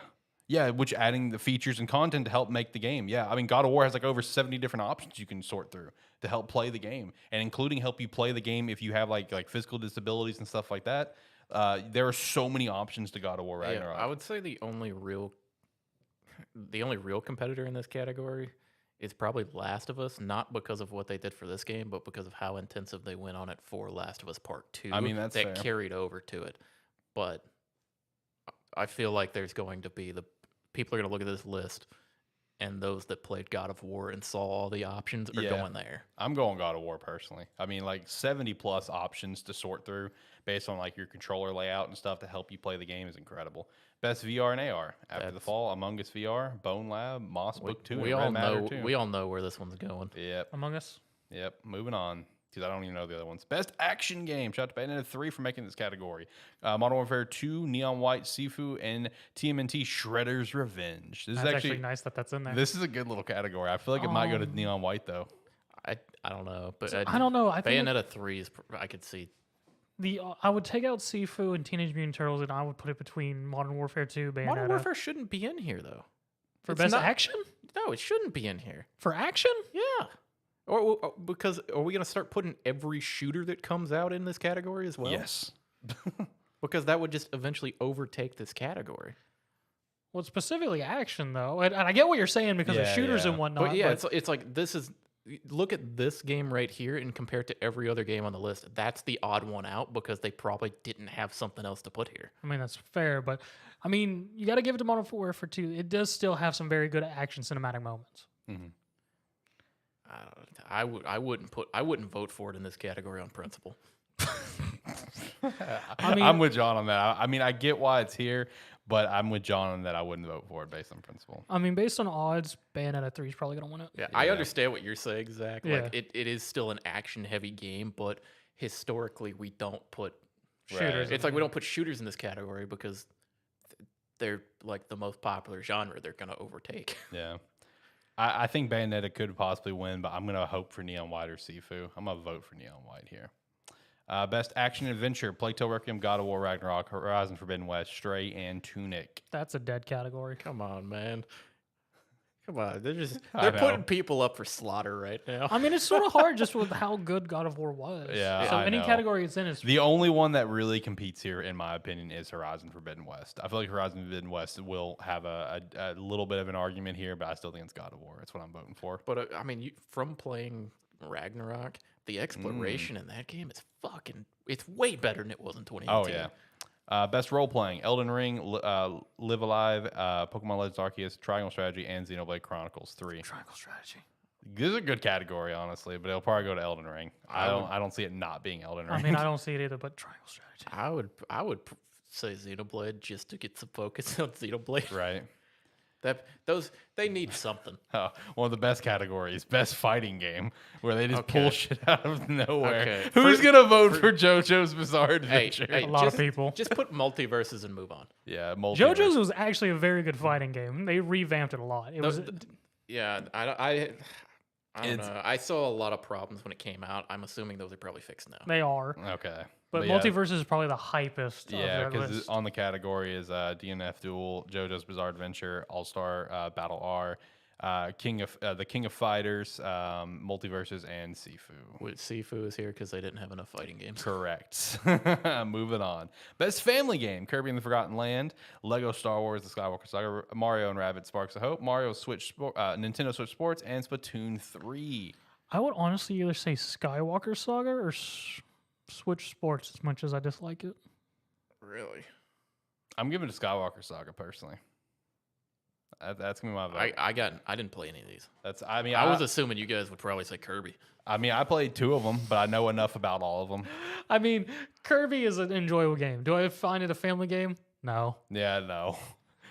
You murder the hell out of those animals. Best sim and strategy: Dune, Spice Wars, Mario, Rabbids Sparks of Hope, Total Warhammer 3, Two Point Campus, and Victoria 3. I don't have an opinion. I feel like this is going to be between Warhammer 3 and Dune. Yeah, I don't Dune, have Yeah, more than Dune, likely. Dune blew up. no opinion from me. I would almost say toss up between those two. Yeah, I would say that. I never messed with Dune, but Total Warhammer 3 came out very good. I would like to say Victoria just because of how much in-depth strategy it has and everything, but it would probably end up being Total War, honestly. Yeah, I'll vote that it for seems you. the most likely. Best Sports and Racing, F1 22, FIFA 23, NBA 2K 23, Gran Turismo 7, and what? What is that game? I haven't even heard of that I one. don't know what It's it like says. it's I think it's a skateboarding. Yeah, Ollie Ollie World. I haven't even yeah. heard of that one. Yeah, no, that was just a thrown in there. Okay, I Gran would. Turismo. Yeah, I was gonna say Gran Turismo. Just move on. Best multiplayer, Modern Warfare 2, Multiverse, Overwatch 2, Splatoon 3, and Shredder's Revenge. That's a hard one. This is a tough one. I think, my opinion, I think Multiverses might win this one. That or just Modern Warfare 2. no, I would. Zach lost his camera. Oops. Let's see. Let's see what happens. What does it look like? Oh, it's still going on stream. I didn't realize the cord was down there. Yeah. While he fixed out the camera, John, what's your opinion? You may just have to get up and put it back on. I would say multiverses, but and then like if we're talking like actual probably gonna take it. I'm not saying COD. I'm saying Overwatch 2. Overwatch 2. While it is just Overwatch, I feel like it's the more consistent game that people are jumping back to. Oh, easily, yeah. Yeah, that or Modern Warfare 2. So I see your point. Well, yeah. Out of the two, though, of the people that I'll fix it. play both games, at least as from the circle of people that I watch, Overwatch 2 is considered to be the more like the game they have or are more excited to go back to. Is it fixed? Yeah, I didn't break it. Angle looks pretty off. It'll be fine. Yeah, it'll be fine. Anyway, let's see. I'll just vote Overwatch 2 and move on. Content creator of the year. Shout out to Nibellion for making it in this freaking category just because he stepped away, in my opinion. Carl Jacobs, Ludwig, Nibellion, Nobru, and who's that last one? I don't know. That's Cutie Cinderella. Don't know the last two. I know the first three. I don't know content creators, so I'm Just out. vote Ludwig and move on. He's the shoe in. It's going to be Ludwig, It's but I'm the voting shoe-in. Nibellion out of respect. Just the fact that he's in there. Wow. The fact that Nibellion's in there. You were making this list not even. Best debut indie, another good one here, especially because Vampire Survivors is in here. Neon White, Norco, Stray, Tunic, and Vampire Survivors. This is a very good debut indie. This is a very good category. Very good category. The problem is, you look at all these polished pictures, and then You the see Vampire Survivors. and then as fun as that game is, it's a fucking mess to look at. Yeah. Neon White. Yeah, Neon White's gonna take. It's Neon White or Stray that's gonna blow this one out. Probably Stray. I'll vote Neon White, though. Best adaptation, Arcane, League of Legends, Cyberpunk, Edge Runners, The Cuphead Show, Sonic the Hedgehog 2, and Uncharted. Definitely not Uncharted, I'll tell you that. But Jesus Christ, this is between two. Edge Runners or Arcane? Yeah, it's between those two, although I would would- love for it to be Sonic. I'm voting for Sonic, but I know it's going to be one of these two. Arcane is. In I'm my going to have to opinion. say Arcane. It'd probably be Arcane. Edge Runners popped off, but not nearly as much as Arcane. It's like Edge Runners is good, but it's not the same level. Arcane had like 10 years of friggin' bagging. Yeah. Most anticipated game, the same games that's usually on here right now. Final Fantasy 16, Hogwarts Legacy, Resident Evil 4, Starfield, and Legend of Zelda Tears of the Kingdom. What do you guys think is going to win the category, and what is your most anticipated out of these five? Tears of the Kingdom will win. Yeah, it's either Tears of the Kingdom. Well, Tears of the Kingdom will win. Starfield will be a close second. For actual most anticipated game, none of those. Mm-hmm. Well, out of these five, which one would be your most anticipated? I guess the Hogwarts. Okay. Yeah, Hogwarts Legacy. Mine's Starfield or Zelda. Funnily enough, Hogwarts Legacy, and then for me, probably Final Fantasy. Final Fantasy Be a second. I will say all five of these games I intend to play, so it's gonna be a good year. I don't. Best esports game. Rocket League. Move on. Yep. Hitting it. Not even have to go through the other categories. Moving on. All respect due to these other games, Rocket League is the best esport. All right. Next up was esports athlete. I know none of these. Moving on. What? Really? You None. don't know any of these? Nope. I couldn't see it, so. It's Chovy, Faker, Kerrigan, Faker, I know. Simple, and Yay. Couple Valor. Really? You know none of those? I know Faker. That's the only Fuck, one. I know at least 3 of them. Faker's the only one. And then best esports team. John, what's your opinion on these? I don't give a shit about these. All right, moving on. Best esports coach. Any opinions? Not from me.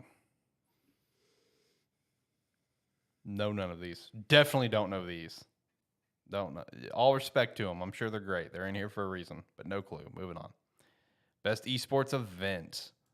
This one's John. You feel a little jaded on this I'm one? a little huh? jaded on Yeah. this one. They have the mid-season invitational and the world championships on here, and we couldn't get the fucking worlds for Rocket League, or even just a major. It's like, granted, of these, there's some banger tournaments in here. Right. Evo 2022, fucking banger. It's like I didn't watch as much of it, or I didn't watch Evo was really good this I didn't year. watch the variety of games that I normally do during Evo, but that's just because the games I did watch were all fucking good. Mm-hmm. And then, honestly, like, I don't watch Valorant, and the World Championships for League this year was actually really good. There's a fucking great storylines going on. The Valorant was very good because I actually did watch the Valorant this year. There was quite a lot of upsets during the Valorant tournament this year. Yeah. The League World Championships had probably the best storyline for Worlds they've ever had. But Evo 2022. Yeah, I'd give it to Evo. This past year's Evo was fucking awesome. All right, that was all the categories. We nailed all the ones that we cared Can't about. believe we didn't have Fucking Rocket League major in here. Absolutely robbed. All right, so we got through all the Game Award predictions, and like I said, next week we will be live for the Game Awards. Next Thursday, so you're excited for that. And Steve says probably because no one cares about Rocket League. My friend, off, Steve. I don't care about Rocket League, and Steve, even that's I would fighting words. Even I would say that's an incorrect statement. That's a statement coming from someone who hasn't watched a Rocket League tournament. Yeah. Like, I mean, I would say that that's not true. Just because, like, I'm enough in it on Twitter and stuff to just follow general things where I see where Rocket League pops off. Plus, I also always hear it from John. Even then, if you look at just what makes a good esport, the ability to turn it on and know nothing about what's going And on, and be able fun. to follow what's happening Yeah. and realize hype moments are happening, Right. there's nothing easier to watch than Rocket League. All right. Last thing I had was a new Mario movie trailer came out. Did you guys have any thoughts on it at all? Like, because we got a little bit more of a look at what Chris Pratt would sound like for Mario, and I'm not really fucked up about it because honestly, like, I understand why everyone would want it to be like, Chris Matinee, whatever. But at the same time, I feel like that would be very distracting for a 2-hour movie, especially also with Peach as well. I'm fine with how the voices sound personally. I think it's gonna be a fun movie. The movie looks freaking incredible. The only problem really that I have with Chris Pratt's kind of thing is he's just Chris Pratt, and while there's nothing wrong with that in general, like fucking everyone else in the movie is doing some sort of voice. Yeah. Mm-hmm. Pretty much. And the fact that there's nothing happening there, it seems a little bit off comparatively. Right. So it's like I see where everyone's coming from with Also, that. John, apparently Steve wants to fight. He said, no, that's right good here. announcing, not a good game. No, I'm not talking about the goddamn commentators. The commentators are what make League entertaining. They're what make CS:GO pop Just off. go as much corner as it is. cam. It's like having good commentators makes a lot of the fighting game stuff. If I want to have flying cars, I'll go play the Jetsons on NES. Fuck. Who the fuck is Steve? He's one of my friends. I've met him at work. Fuck off, Steve. God. You're breaking John's heart right now. Oh, he's pissing me off is what he's doing. Hey, don't feel bad. He does the same thing on ATFS. He comes in there and he throws out outlandish takes just to piss Ricky off because he knows how to get under Ricky's skin very quickly. Normally, it's not this easy to get under my skin, but man, this is one that I feel passionate about. All right. Yeah, Mario movie though. Any other? Overall, I mean, overall, it looks really good. I'm excited for it. I think the movie itself looks incredible. I mean, it looks like it should be good. I'm fine with all the voice acting. Yeah. As John said, Chris Pratt's just Chris Pratt, which would be a little odd, but hey. It is what it is, you know. But overall, I mean, it's looking like it should be very good. And one thing that I'm still really excited for, because in this trailer, they further hit it home, right? Like in the first trailer, they just kind of obviously teased at it, whatever. But the second trailer of this one, they really hit it home. And something that we chat about with the first trailer came out, where it's like, with this movie, they're really going back to the roots of what Mario Brothers is, where it's literally Mario and Luigi being two plumbers in like New York, and they fall into this warp pipe into the Mushroom Kingdom. That is what Mario is, that Nintendo has completely gone past and never gone back to. Because like you get the little moments where you see Mario and Luigi with their van and stuff. You see Mario looking at a sink and stuff. So you know that's where we're coming from. There was even a nice moment where Bowser's interrogating Luigi's like, "You think I know every plumber who has a mustache?" Yeah, exactly. And also Steve says, "Welcome to me in the chat." Yeah, John. I saw it pop up over there, and I was like, "Fucking, what's he saying?" This is what he does, man. That's why I love him in chat. This is what he does. But no, Mario movie looks incredible. Can't wait. All right, let's hit the weekly wrap up, because this has actually been a longer show here today. So let's go ahead and run through this weekly wrap up. So the first thing up here, just for everyone listening, is Valve is going to be giving away one Steam Deck every minute to someone watching. To someone random watching the Game Awards. So what this is, because I'm signed up for it, you sign up through Steam for it, and you actually need to be watching the Game Awards through a Steam link. You do that, and you will be qualified to potentially win the Steam Deck. So I am signed up for it. I'm going to see if I win. I'm not a lucky person, so I'm not going to win. But figured, why not? Shoot my shot. Which means I should sign up. Yeah, I'm gonna need to sign up. Yeah, bingo. Anyway, next thing up, this is some rumors I came across per Insider Gaming by Tom Henderson. So Assassin's Creed Mirage aiming for August 2023. Apparently, Assassin's Creed Red is facing some serious issues in development, and Diablo 4 is set for another showing at the Game Awards with open beta and release date announcements. Tekken 8 is confirmed to be at the Game Awards, though. That is per Tekken's Twitter. They did confirm the date that they will be there. And Jeff has also confirmed there will be 30 to 40 games shown at the Game Awards, and a quote fair number of new games in that count. And I also saw earlier, so 15. Yeah, I also saw earlier where he did talk about that he has not felt this good about a show in a very long time. But that could still just be Jeff being Jeff and trying to hype up a show right before it happens. Yeah. But at the same time, while he always does that every show, he's never said it in that way. So my expectations about mid-level, I feel like we're gonna have a pretty good show. I'm excited for it. This one was pretty cool. Digimon Survive has sold 500K units. Woo! Shout out to that. Worldwide. Yeah, worldwide, 500K units. They took a new swing at the Digimon franchise, and it's paid off pretty well. So shout out to that. Maybe. A good old list reaction, because that's what we've normally done here on the show. IGN's best PlayStation exclusives of all time. Number 10 was Gran Turismo 3 A-Spec. Number 9 is Infamous 3.8 Ratchet & Clank Up Your Arsenal, which was pretty cool to see on this list. That's actually a very good Ratchet game. Not my favorite, but very, very good. 7 Shadow Colossus, 6 Horizon Zero Dawn, 5 Ghost of Tsushima, 4 Uncharted 2 Among Thieves, 3 Marvel Spider-Man, 2 Last of Us, 1 God of War 2018. And I want the record to be known, this list is very, very, very, very, very recent, within the last week. The fact that Ragnarok didn't make it on here was shocking. I mean, the Gran Turismo 3 thing is very interesting to me. I was gonna say, the fact that they're like putting specific games on here instead of just putting the series on here is fucking weird. All right, John, I'm going to let you take this one. Steve said in the chat, apparently Digimon TCG is pretty fun. Oh, man. So now he doesn't want to fight anymore. Oh, man. I haven't actually played this game, but my Corner God, cam. Man, you can the amount of videos I've sent to Alex on Digimon trading card game. I have no idea how to play this game, but my God, does it look like a lot of fun. I haven't played it, but man, it looks It looks crazy. Steve, John has sent me like probably at least 15 videos of just this deck versus this deck. And like when he first started sending, I'm like, why are you sending me this? He's like, just watch it. And I tuned in. I'm like, I don't know what the fuck's happening, but it looks cool as shit. Yeah, I've watched a lot of videos on it. Also, that got Alex trained to when I just send him weird videos, he watches it. Yes. I sent him a video of an Oxford math teacher doing the SAT for the math portion, and he watched it. Yes. I just watched the random stuff John sends me. It's good because whenever he sent me that one, my exact quote was, "John, you always send me the most random but interesting things." It's just how our relationship is, man. The PS Plus games for December has come out now with Mass Effect Legendary Edition, Biomutant, and Divine Knockout. A couple of bangers in there. Hey, with man. Biomutant and Mass Effect. Hey, man, Biomutant's in there. I understand why a lot of people didn't really care for that game, but I love that game. It's a very entertaining game.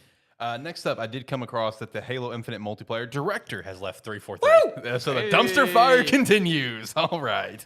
That's great.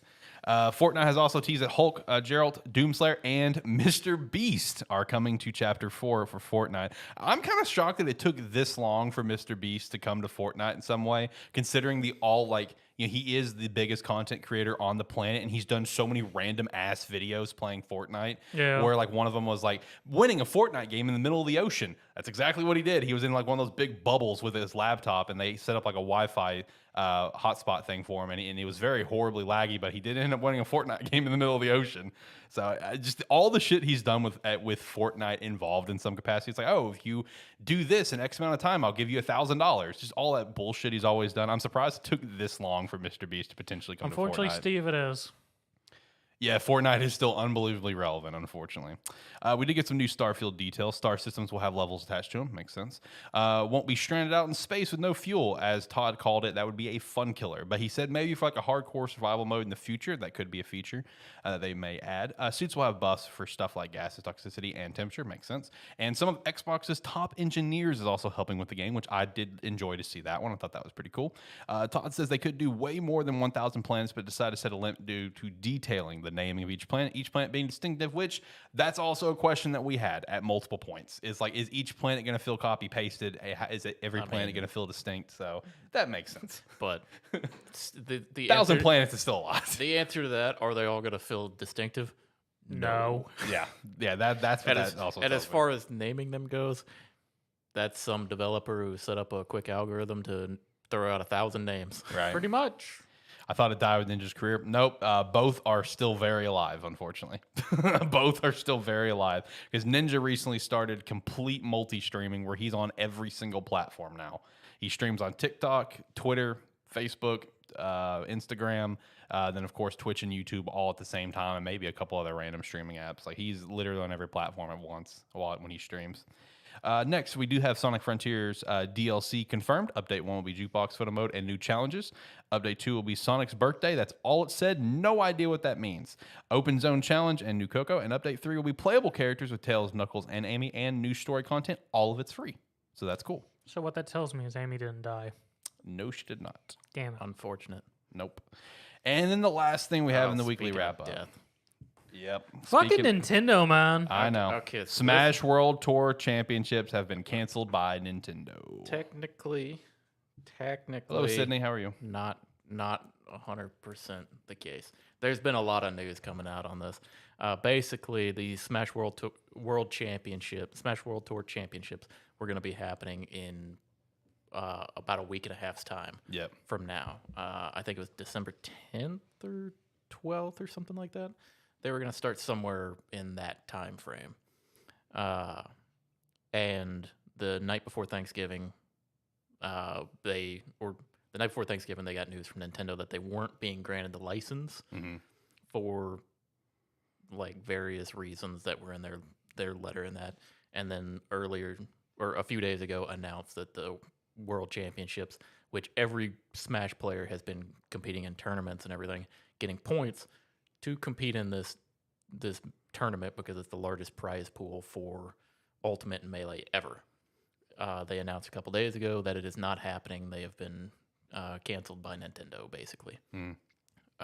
Little more to it than that.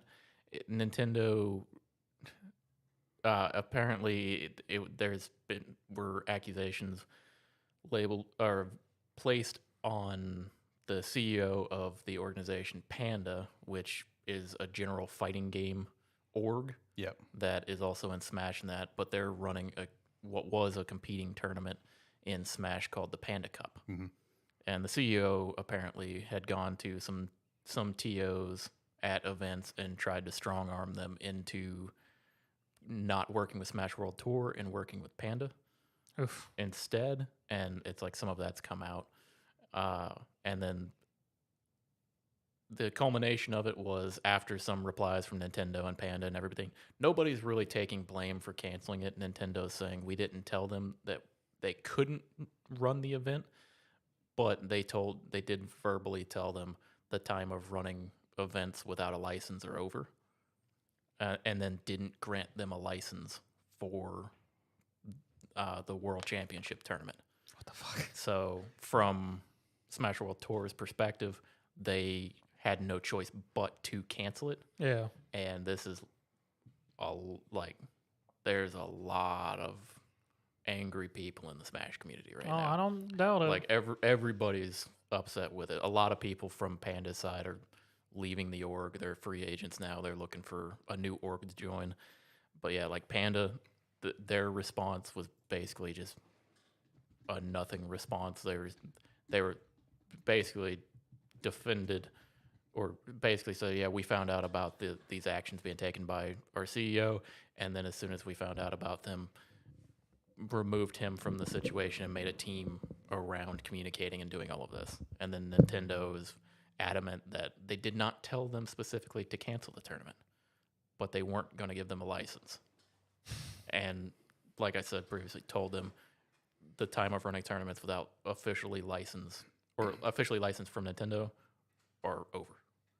So it's a bit of a shit show right now. Nobody really knows what the future for Smash really is. Nintendo has confirmed that they are willing to give licenses out to these different organizers for tournaments in the future, but it's unclear when they decide they're going to do it, because apparently the people at Smash World Tour submitted their application in April and didn't hear about not getting it until, or everything seemed to be fine for a while, and then all of a sudden they were just told, yeah, we're not giving it to you. Whereas like other TOs and tournaments and that were able to get official licenses in a timely manner. But the weird thing is they were also connected to the Panda Cup. So it's a big shit show in the competitive Smash world right now.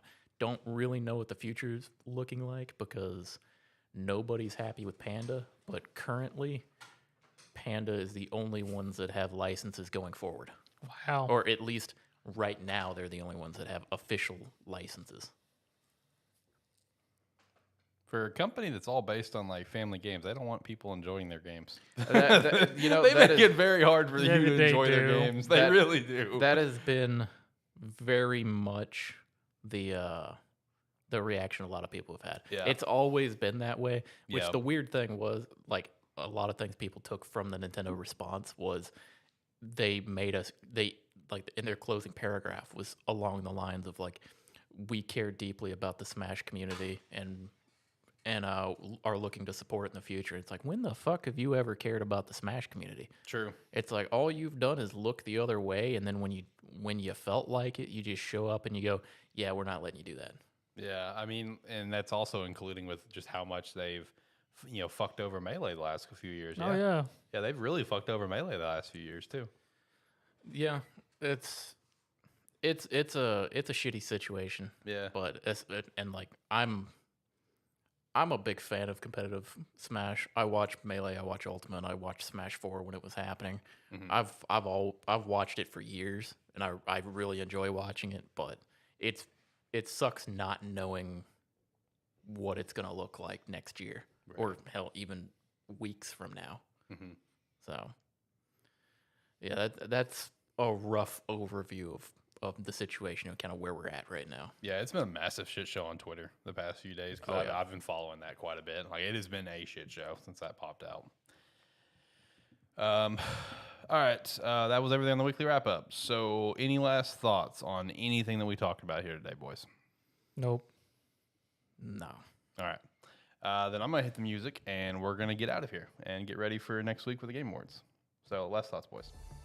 Like, comment, subscribe, rate, whatever your platform allows. It does help. I'm talking to you, Steve. If you haven't already, do it now. Do it now. Then go to Gamesthetic YouTube and do it.